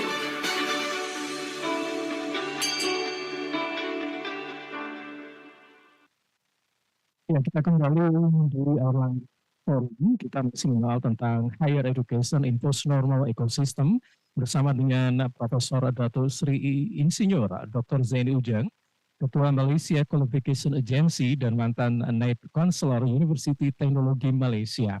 Dan sahabat, tentunya bagi Anda yang baru saja bergabung, masih ada satu sesi lagi yang bisa Anda simak pemaparan dari Prof. Zaini. Tentunya masih bisa Anda ikuti melalui kanal YouTube kami, yaitu Sekolah Pasar Sarjana Owner Channel, atau bisa juga melalui Humas dan Informasi Asosiasi LPPL Jawa Timur. Ya, sahabat, pendidikan tinggi sebagai garda terdepan merupakan pembawa arah perubahan menghadapi dinamika yang serupa. Ada urgensi untuk bertindak cepat dalam menyusun kerangka baru, ketidakpastian dalam hasil akademik, dan harapan yang saling bertentangan dari pelajar, industri, serta pemerintah. Dan disinilah pendidikan tinggi harus menemukan relevansinya kembali. Lantas seperti apa kelanjutan yang harus dilakukan oleh dunia pendidikan untuk menjawab tantangan dinamika global? Tentunya pemaparan lebih jelas akan bisa kita saksikan bersama di sesi yang kedua. Selamat mengikuti. Okay, thank you so much, Professor Zaini. Can we give applause for Professor Zaini first? Okay, I learned a lot about higher education, especially since I'm a lecturer also here, so it's nice to see insight from another university. So we will now go to the question and answer session. So anyone that have a question, please raise your hand and also say your name and also affiliation. So anyone? Ya, Okay, sila. please. Boleh dalam bahasa Indonesia ya, nanti bahasa Jawa pun boleh nanti ditranslate. Assalamualaikum warahmatullahi wabarakatuh. Nama saya Adimas, Prof. Zaini. Adimas. Adimas, ya, dari Surabaya.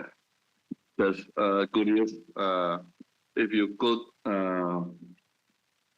propose or initiative one global initiative to accelerate dari post-normal era to future, maybe a healthier future, better future, such as a protopia or regenerative future.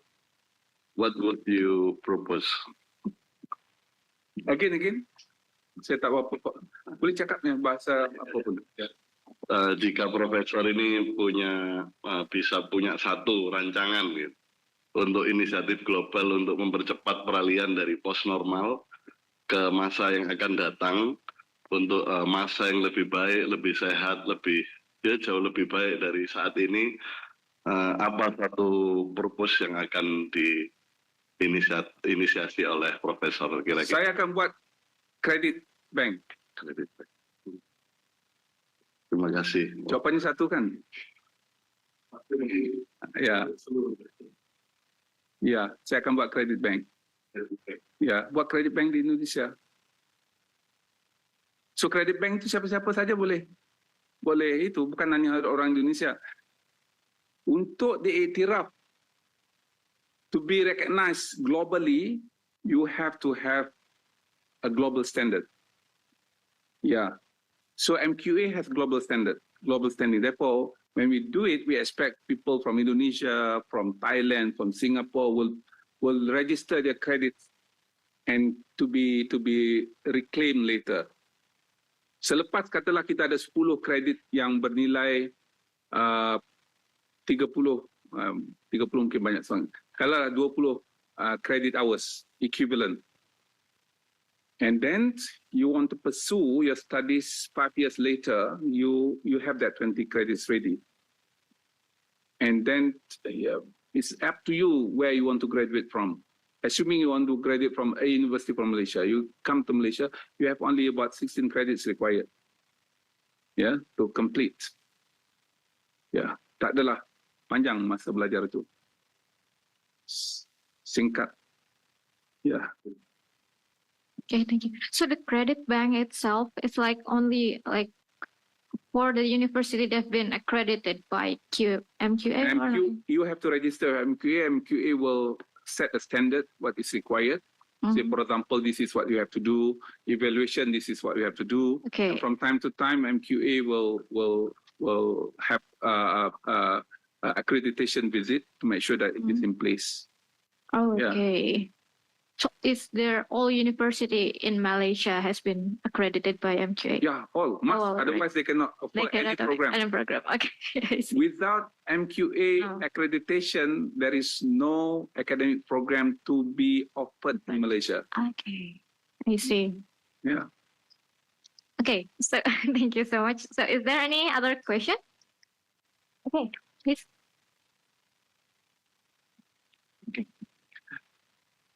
Bismillahirrahmanirrahim. Assalamualaikum warahmatullahi wabarakatuh, Professor.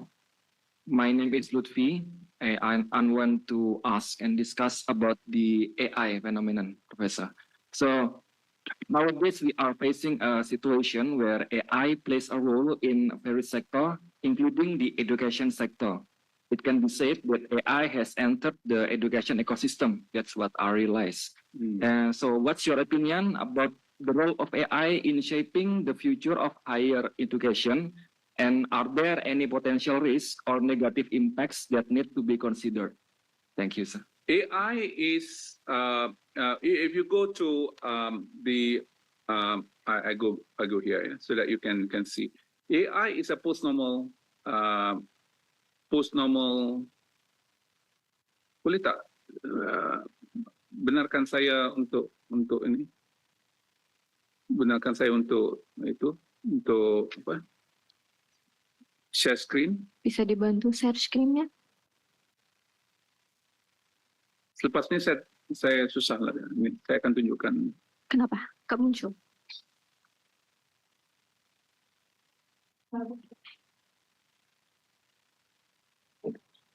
Saya ini tak connected nih. Saya Can share screen itu from your Zoom.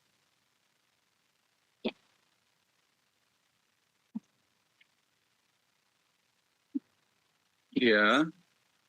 Dan saya akan share screen di sini. Ini ya.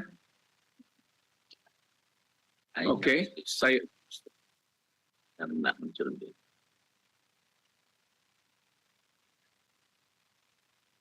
Ya. Share please.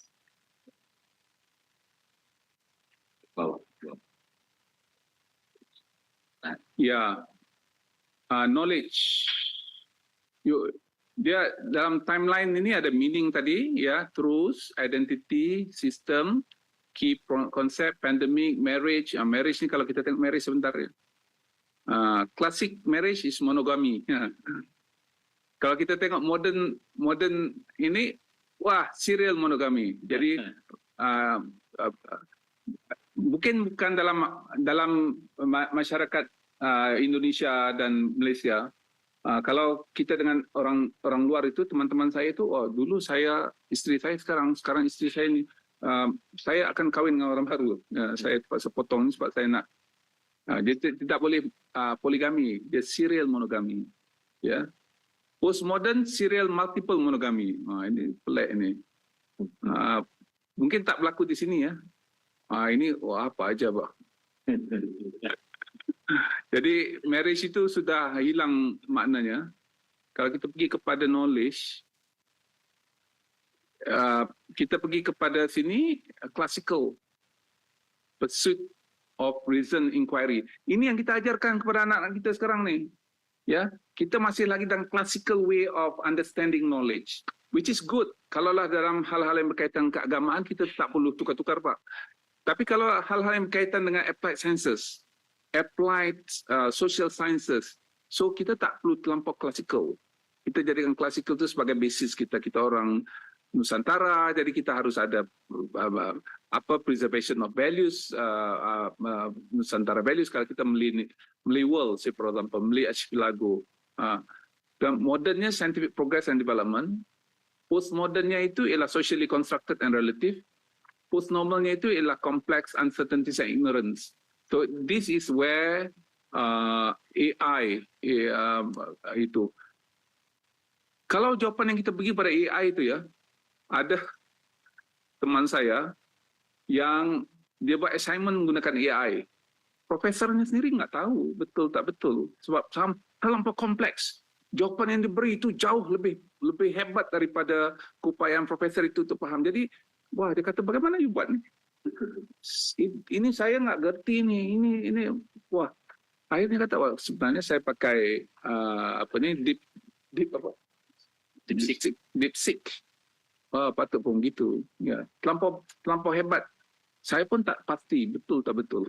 Profesor yang sendiri jawab betul.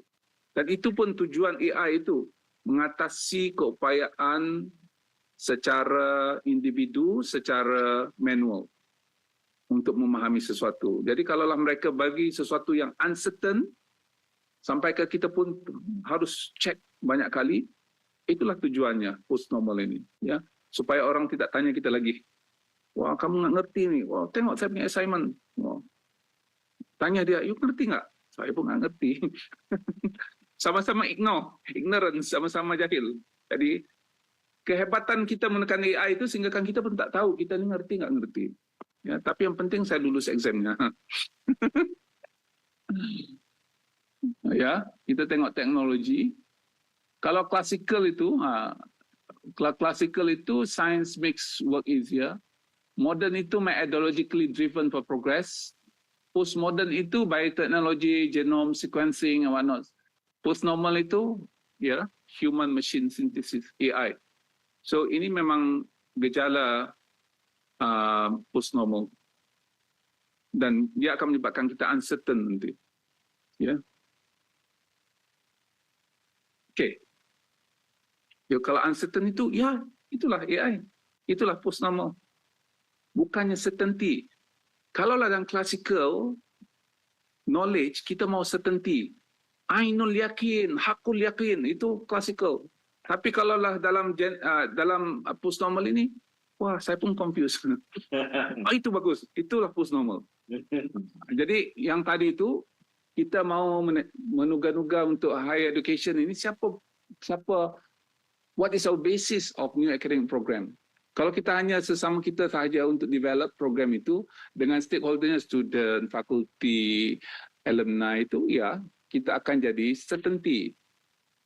Kita tidak akan mampu untuk menangani post-normal ekosistem.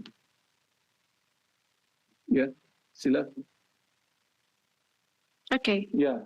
Okay, so Ya, next sila. question. My name is Muhammad Iqbal from Human Resource Management. Human Resource Management, yeah. Development, sorry. So my question is, gender-neutral facilities like inclusive toilets on campus are important to making all students, especially those with diverse gender identities, well safe and respected. But in few Southeast Asian countries, this effort face resistance from governments, from dominant social norms. So in this kind of situation, what should quality assurance agencies like your institution do? Should not student safety, student dignity, and inclusion could be part of how we define quality in higher education? Thank you. Yeah. Institusi accreditation such as MQA, we look into the academic programs. It's not the university overall. So we don't go to audit your toilets or your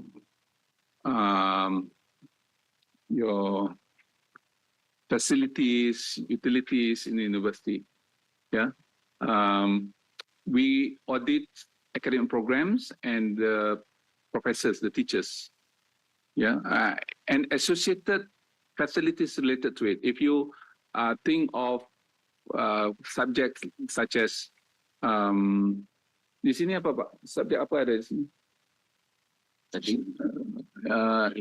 Immunology, yeah. We would like to see whether you have laboratory sufficient for that matter, yeah, something like that. Not beyond the academic programs, yeah. Only facilities regarding to the academic, Yeah. supporting the academic one. Okay. Okay, is there any other question? Okay. Ya, sila Pak. My name is Larry from Master Student of Human Resource Development. As the Professor Zaini said before, that we live in unexpected and uncertainty with a global challenge or global tension, whether in political, cultural, or ideology, and pose significant challenge to peace and mutual understanding. Higher education institution with their diverse communities and commitment to knowledge have unique opportunity to act as strategic agent of change. And the question is, how can higher education institutions serve strategic actors in promoting peace, intercultural dialogue, and conflict resolution in response to global tension? Thank you. Higher education is not a man, it's not a person, it's not a government, it is an institutions. Yeah. So when you talk about institutions mainly, and it is very versatile, very flexible, very adaptive creatures. So when you ask what higher education should be doing, we have to ask what Professor Badri should be doing, what Dr. Salma will be doing. So that's the question should be, because if you are not related to your field of study, probably say, oh, this is outside my scope of expertise and whatnot. So I'm very sure in Indonesia, in particular, professors are very well connected in giving views and ideas. Whether your views and ideas to be entertained or not, that's a different thing. But allowing professors to speak up and then to give views is important. I have some comment on this. Macam mana kita mau pulang nih? Mau pulang ke slide. Ya, Pak Badri ini komputer expertise-nya jauh lebih baik dari saya, Pak.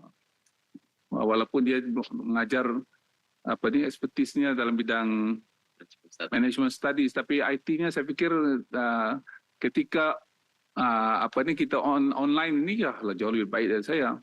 Jadi ini petanda-petanda bahwa seorang pemimpin itu harus tahu IT. High adaptability. IT graduates, IT literates. Yes. Saya nak bincang tentang soalan tadi tentang theory of change. Ya, what you asked was how can we make changes in our organization, whether it is in education, environment, or within the organization that you are in, health system, whatever. So in order to change, we have to have three things. One is strategy, and it must be overlapped with structure, and we must be overlapped with culture as well. So this is what we learned at Harvard Business School when I was there. So according to my professors, they said that at Harvard Business School, we teach only three things. One, how to strategize, how to structure your organization, and how to create culture. So at the end of the day, you have operational excellence, you have proper vision that everyone understands, and you have tactics how to maneuver the whole thing. Yeah, and structure related to curriculum, STEM or STEAM, training for trainers, funding, collaboration. Strategy must be high impact, trail instead of water bodies, for example. School as a teaching laboratories, this is an example. Yeah? And that will be changed. What you need is not only to raise your concern. You need to change. You need to shift. The words that they use at Harvard Business School is change, organizational change, or whatnot. But what is important is the outcomes. What outcomes is desirable to be done. So this is a book written by Sir Barber, Michael Barber. He was advisor to Tony Blair, Prime Minister of United Kingdom many years ago. And he wrote a book. He said that whenever you want to do things, there are two basic issues that we have to understand. One, the boldness of reform, and second, the quality of education. Boldness of reform, it can be, wah, kita mau jadikan UNER ini seperti MIT. Oh, boldness itu, orang dengar pun takut ya. Jadi untuk jadi MIT itu apa? Ini dosen-dosen yang nggak guna ini kita keluarkan semua. Kita ambil dosen-dosen yang itu saja. Kecilkan jumlah student jadi hanya 4.000 student. Gitu-gitu. Wah, itu boldness. Ya, kita hanya bayar gaji mereka ini 30 USD sebulan gitu. 30.000 USD sebulan. Jadi yang lain-lain ini harus dikeluarkan semua. Oh, boldness. Mungkin berjaya. Tapi it create a lot of controversy. And probably the rector will be moved out from the organization because of the controversy. In order to change that so daring and bold, you have to do a lot of things. Ada juga yang transformation change itu dilakukan melalui quality of education. Kita tak perlu terlampau bold sangat, tapi kita improve our outcomes. So what is the outcomes that we want to change? Say for example, the quality of graduates must be the highest income earner of newly graduated students or alumni in Indonesia. That is possible. Siapa-siapa saja yang keluar dari UNER ini, wah salary-nya ialah, berapa salary yang biasa anak-anak, berapa? 1,2 UMR itu kurang lebih. Katalah 1,2. 7 million. 7 million rupiah. Kata yang graduate daripada UNER ini kita target 15 juta rupiah. Yang graduate untuk S1. S2-nya 25 juta. S3-nya 50 juta. Contoh gitu. Jadi is outcomes-nya itu cantik. Dan kita tanya kepada stakeholders kita macam mana you boleh bayar graduates yang tinggi macam ni gajinya. Yang lain-lain itu bayar saja 7 juta, tapi graduate daripada UNER ini kita mau 15 juta. Oh, dia kata kalau macam tu harus buat begini, harus buat begini. Dengar kata-kata mereka itu. You learn from them what they are asking for. The outcomes will be tiba-tiba saja graduate daripada UNER ini ternyata average dapat 15 juta. Katalah 15 juta itu nampak edit dapat 12 juta. Jauh lebih baik daripada Universitas Indonesia, daripada ATB dan sebagainya. Jadi secara tak langsung, it's achievable outcomes by just improving your outcomes. Ya, itu hanya perlukan quality of education. Ya, tak perlukan board reform. Tak perlu buang Dr. Salma, tak perlu buang Dr. Profesor Badri ini. Kita, we need you. Okay, macam mana kita mau buat? Sama-sama kerja. Wah, kita harus ada profesor dari luar untuk membuat assessment. Wah, Prof Zaini kan selalu sering datang ke Surabaya. Nah, kita ambil dia aja. Oh iya. Wah, kalau macam tu enak saya. Contohnya. Then, daripada improve outcomes itu, you can transform. That route status quo improve outcomes transformation is better than status quo controversy without impact kepada transformation. Biasanya when you are too bold, it's difficult for you to move forward. Jadi kalau orang tanya ketika saya menjadi Vice Chancellor Rector di UTM dalam masa 5 tahun, apa yang saya buat? Saya tak buat kontroversi. Ya, saya tak spend time on controversy to make reform. I just improve the quality of education. Ya, saya tak ada lepas ini kita mau itu, kita mau ini, kita mau profesor kita mau ada 3 orang Nobel Prize mau kerja di sini, saya perlukan uang 100 juta USD daripada pemerintah untuk dapatkan mereka itu. Jadi janjinya apa? Janji nanti universiti ini akan lebih baik daripada universiti lain di Indonesia. Jadi orang yang dengar itu pun sakit hati. Jangan bagi dia. Ya. Nanti habis uang-uang lain itu, the fund available tu is dedicated for that university. So yang cukup baik ialah, saya nak pastikan yang anak-anak graduate daripada UNER, mereka ini paling tinggi salary-nya di Indonesia. Itu possible. Ya, tak ada orang marah. Ya, anak-anak ni pun suka. Wah, apa yang perlukan? Wah, kita perlu selalu international speakers datang sini. Anak-anak kita harus diantar keluar untuk ikut Pak Zaini pergi 100 hari gitu-gitu. Ya, dosen-dosen kita pun harus yang gitu-gitu. Gitu. Jadi secara tak langsung kita tidak menyentuh sensitiviti yang lain dan ramai supporters kita. Saya nak tunjuk satu. Apa tadi nama? Namanya siapa?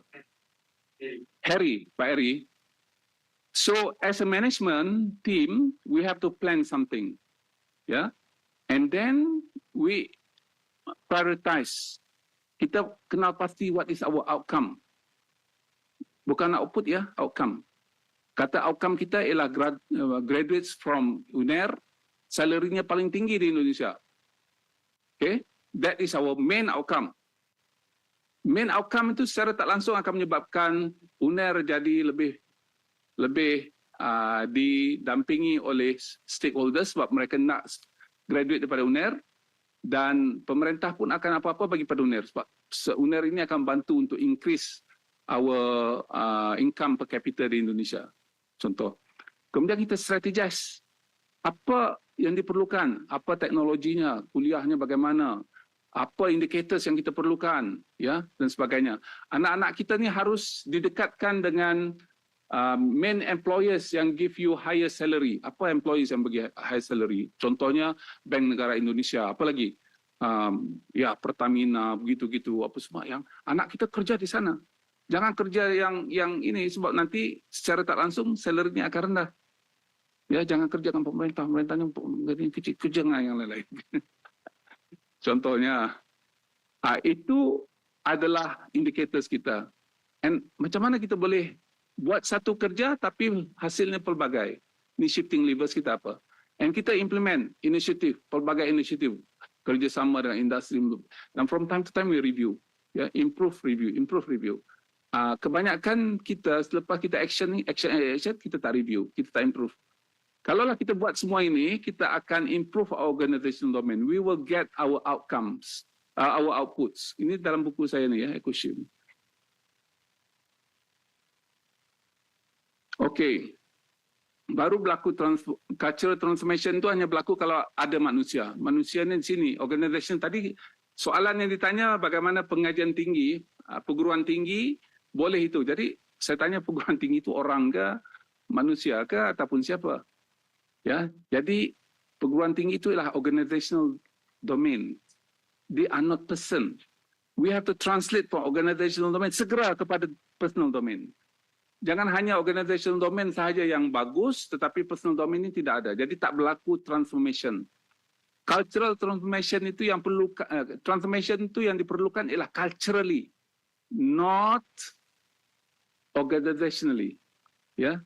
Bukannya yang berubah itu hanyalah office-nya semakin modern, IT facility. Itu nggak apa-apa, Pak. Yang pentingnya adalah orangnya. Orangnya itu maknanya culture-nya. Ya. So, untuk ubah culture, dia ada dua parameter utama. Satu, habit, yang keduanya behavior. What is the difference between habit and behavior? Ada tak siapa yang boleh bagi definition habit and behavior? Apa beza antara habit dengan behavior? Habit cakap Indonesia apa? Kebiasaan, behavior, perilaku. Ya, saya jawablah sebab kita tak punya masa banyak. Ya, habit ini yang kita lakukan tanpa berfikir, sebab sudah jadi subconscious mind. Katalah kita Pak Badri mau datang ke kantor setiap pagi. Dia tidak perlu setiap pagi itu harus check map. Wah, setiap hari. Sebab dia dalam pemikiran mereka sudah ada subconscious mind. Keluar dari rumah saya, pusing kiri, pusing kanan, pusing kiri, pusing kanan, sampai ke UNER. Ya? Pusing. Akhirnya pusing. Hasilnya pusing-pusing. Ya. Kita bangun awal pagi, you wake up, you don't have to think. Apa saya mau lakukan sekarang? Automatic kita akan switch on light. Ada tak orang yang tak switch on light? Tak ada. Terus cari light. Ya, switch on. Kemudian ambil towelnya, pergi ke kamar kecil. Kamar kecil ya? Ya, pergi ke kamar kecil, gosok gigi, apa semua. Dia tak ada fikir, dalam kamar kecil saya nak buat apa ya? Gosok gigi dulu. Kalaulah kita berfikir, maknanya bukan habit. Kalau kita tidak berfikir untuk buat apa saja, itu dah subconscious mind. That is habitual, kita panggil. 90% minimum kehidupan kita ni ditentukan oleh habits. 90% of what you do in life is habitual. I repeat, 90% or more of what you are doing in life every day is habitual. Selebihnya behavior. Behavior ini kita berfikir, conscious mind. Ya, conscious mind. Conscious mind itu contohnya apa? Conscious mind itu kalau dalam kuliah ini, semuanya conscious mind. Ya, conscious mind. Takut nanti dosennya tengok, ya saya tak konsentrate dalam kelas, jadi mau tengok gitu ya. Sebab behavioral. Wah, kita live ini, kalau nanti saya tidur, that behavioral. Apalagi behavioral yang lain-lain. Contohnya tulis paper untuk share knowledge is behavioral. Kalau tulis paper, impact factornya tinggi, naik pangkat. Jadi kita pun buat ya. Bila pensiun, nggak perlu lagi. Ya, saya sudah bebas. Sudah jadi profesor yang paling tinggi, nggak perlu lagi buat ini anak-anak. Saya nggak dong. Itu behavioral. And behavior is based on incentive or punishment. Punitive or punish. If you don't publish paper, you will not be promoted. If you don't publish papers, you don't have PhD student, your assessment this year will be less than 70%. Wow, kita pun kira, saya ada satu lagi nih, kalau tidak nanti saya 70% saja saya punya. That is behavioral. Yang kita nak ialah habitual.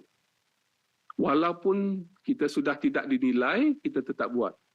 Sebab apa? Sebab kita ada basis yang berbeza. Contohnya, kalaulah kita sebagai seorang Islam, kalau saya menulis, saya memberi kuliah dan sebagainya, saya share knowledge saya. Dan salah satu daripada amal jariah itu adalah kita menyampaikan ilmu. Ya, menyampaikan ilmu. Itu amal jariah. Jadi kalau kita pegang amal jariah dan habitual sifatnya, wah, kalau tak bagi salary pun saya akan buat. Ya, tak bagi markah pun saya akan buat.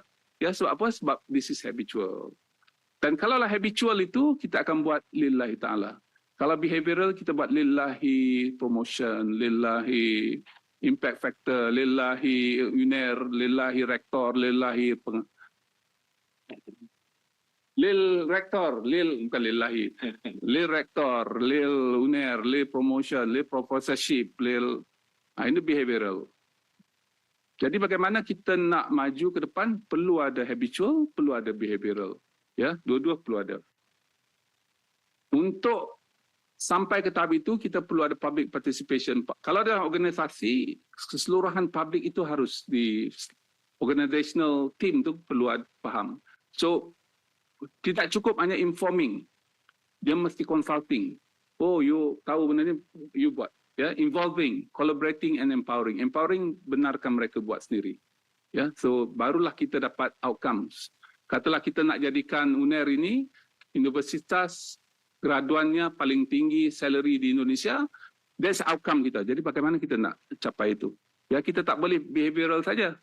Kalau tidak nanti ramai orang semua pangkat profesor, akhirnya uang tak ada di departmen sebab bayar semua profesor. Yang ada dosen biasa nggak ada, semua profesor sekarang. Sebab apa? Sebab semua telah capai itu. Jadi akhirnya jadi very costly. Ya, so harusnya habitual. Ramai orang yang kerja kerana habit, bukan kerana behavior. Ya, itulah jawaban saya yang panjang lebar. Bukunya di sini, eksklusif. Ya, boleh beli di talian dalam online. Okay. Thank you so much, Professor Zaini. I really want to continue this discussion, but because of the time limit, maybe I have to end the session for here. Thank you so much, everyone. We have learned a lot about post-normal education. So before I end it, can we give applause to Professor Zaini? Okay. what I want to conclude a little about higher education is for post-normal ecosystem. The ecosystem is no longer the same with the post-modern system where we have need to focus on stakeholder and then heard what they want, and also because we need to have a high adaptability due to the quick change, and also have to focus on impact. I can conclude from this session. And on behalf of Sekolah Pasca Sarjana Universitas Airlangga, I want to say thank you to Professor Dato Seri Engineer Dr. Zaini Ujang. We hope today's session has provided valuable insights into how higher education must evolve in this post-normal era, on that demands resilience, adaptability, and a reimagining of academic ecosystem. Thank you for all participants for your presence and active engagement, both in person and also online. Now, I would like to return the session to our Master of Ceremony to continue with the next agenda. Thank you. Thank you, Dr. Salma. Please give big round of applause for her, for our moderator today. All right, before ending today's agenda, we would like to give the token of appreciation to our guest lecturer today. So I'm inviting Professor Badri Munir Sukocho, Professor Zaini Ujang, accompanied by Dr. Salma, to kindly move to the front stage for the token of appreciation process. Oh yeah, also Dr. Aditya.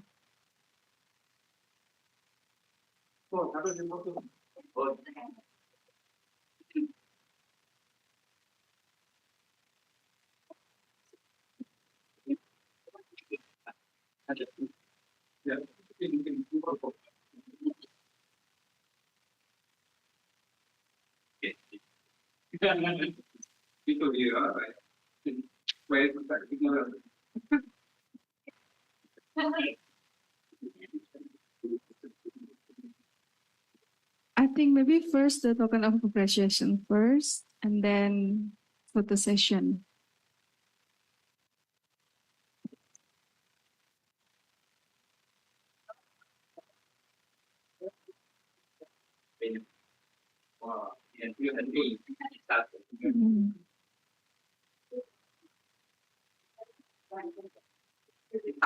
Yeah. And then the next, this is our merchandise from postgraduate school. Oh, first from Prof. Badri. Yeah.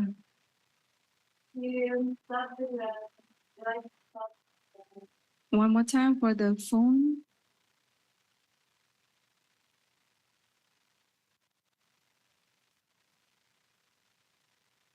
Okay, and then the last one. Oh yeah. Universitas Airlangga Sekolah Pasca Sarjana.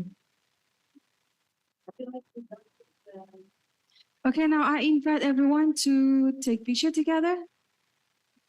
Oh ya, pindah ke sana. Monggo yang sebelah sini bisa bergeser ke sisi kanan. Ya, sebelah sini. Ya, teman-teman bisa bergeser di belakang. Oke, bisa. Yes.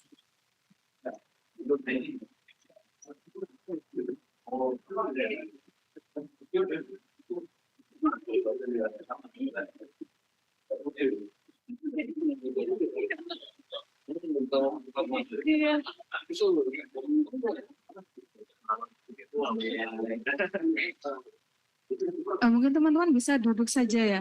Kayaknya masih cukup kok. Belakang Mas.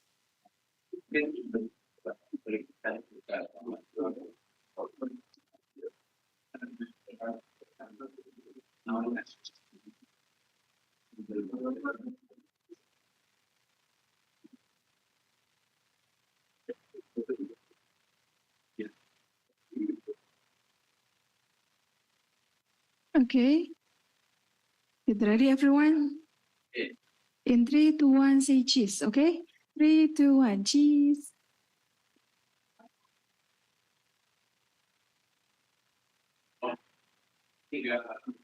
Okay, next pose. Uner hebat. Bakso.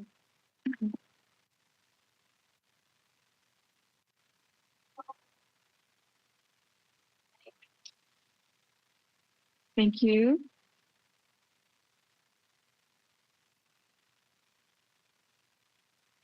Nanti saya share ya nih Pak. Yeah, as we come to the end of today's session, I would like to extend our heartfelt thanks to Professor Zaini Ujang for sharing his insight with us today. Thank you as well to all of your enthusiastic participation. We hope that today's lecture has inspired new ideas and sparked valuable conversations. We wish you all continued success in your studies and research. Until next time, take care and have a wonderful day. Wassalamualaikum warahmatullahi wabarakatuh. Sahabat Airlangga Forum, pendidikan tinggi harus siap menghadapi masa transisi ketika sistem lama tak lagi relevan dan sistem baru belum terbentuk sepenuhnya. Ada dorongan yang dilakukan oleh mahasiswa dan akademisi untuk membangun cara berpikir yang adaptif, kritis, dan tanggap terhadap perubahan cepat yang terjadi di dunia. Dan tentu saja, Sekolah Pasca Sarjana UNER telah menerapkan pendekatan post-normal ini, di mana sejumlah elemen kampus sudah menjalankan program yang mengedepankan dialog, integritas, dan kolaborasi. Baru saja kita simak Airlangga Forum edisi yang ke-221 dengan tema Higher Education in Post-Normal Ecosystem bersama dengan Profesor Datuk Sri Insinyur Dr. Zaini Ujang, Chairman Malaysia Qualification Agency dan mantan Rektor University Teknologi Malaysia sebagai pembicara utama. Kami ucapkan terima kasih pada beliau dan juga media partner kami, ada Radio Persada Blitar, Suara Madiun, Suara Lamongan, RGR Tulung Agung, Raja Angkasa Trenggalek, kemudian Radio Suara Anjuk Ladang, Mahardhika Bondowoso, serta Arek TV. Dan jangan lupa sahabat untuk terus mengikuti Airlangga Forum yang kami siarkan setiap hari Jumat, mulai dari jam 3 hingga 5 sore, hanya di Sekolah Pasca Sarjana UNER Channel, atau bisa juga melalui kanal YouTube, yaitu Humas dan Informasi Asosiasi LPPL Radio Jawa Timur. Saya Ilham Dianto pamit, terima kasih dan sampai jumpa.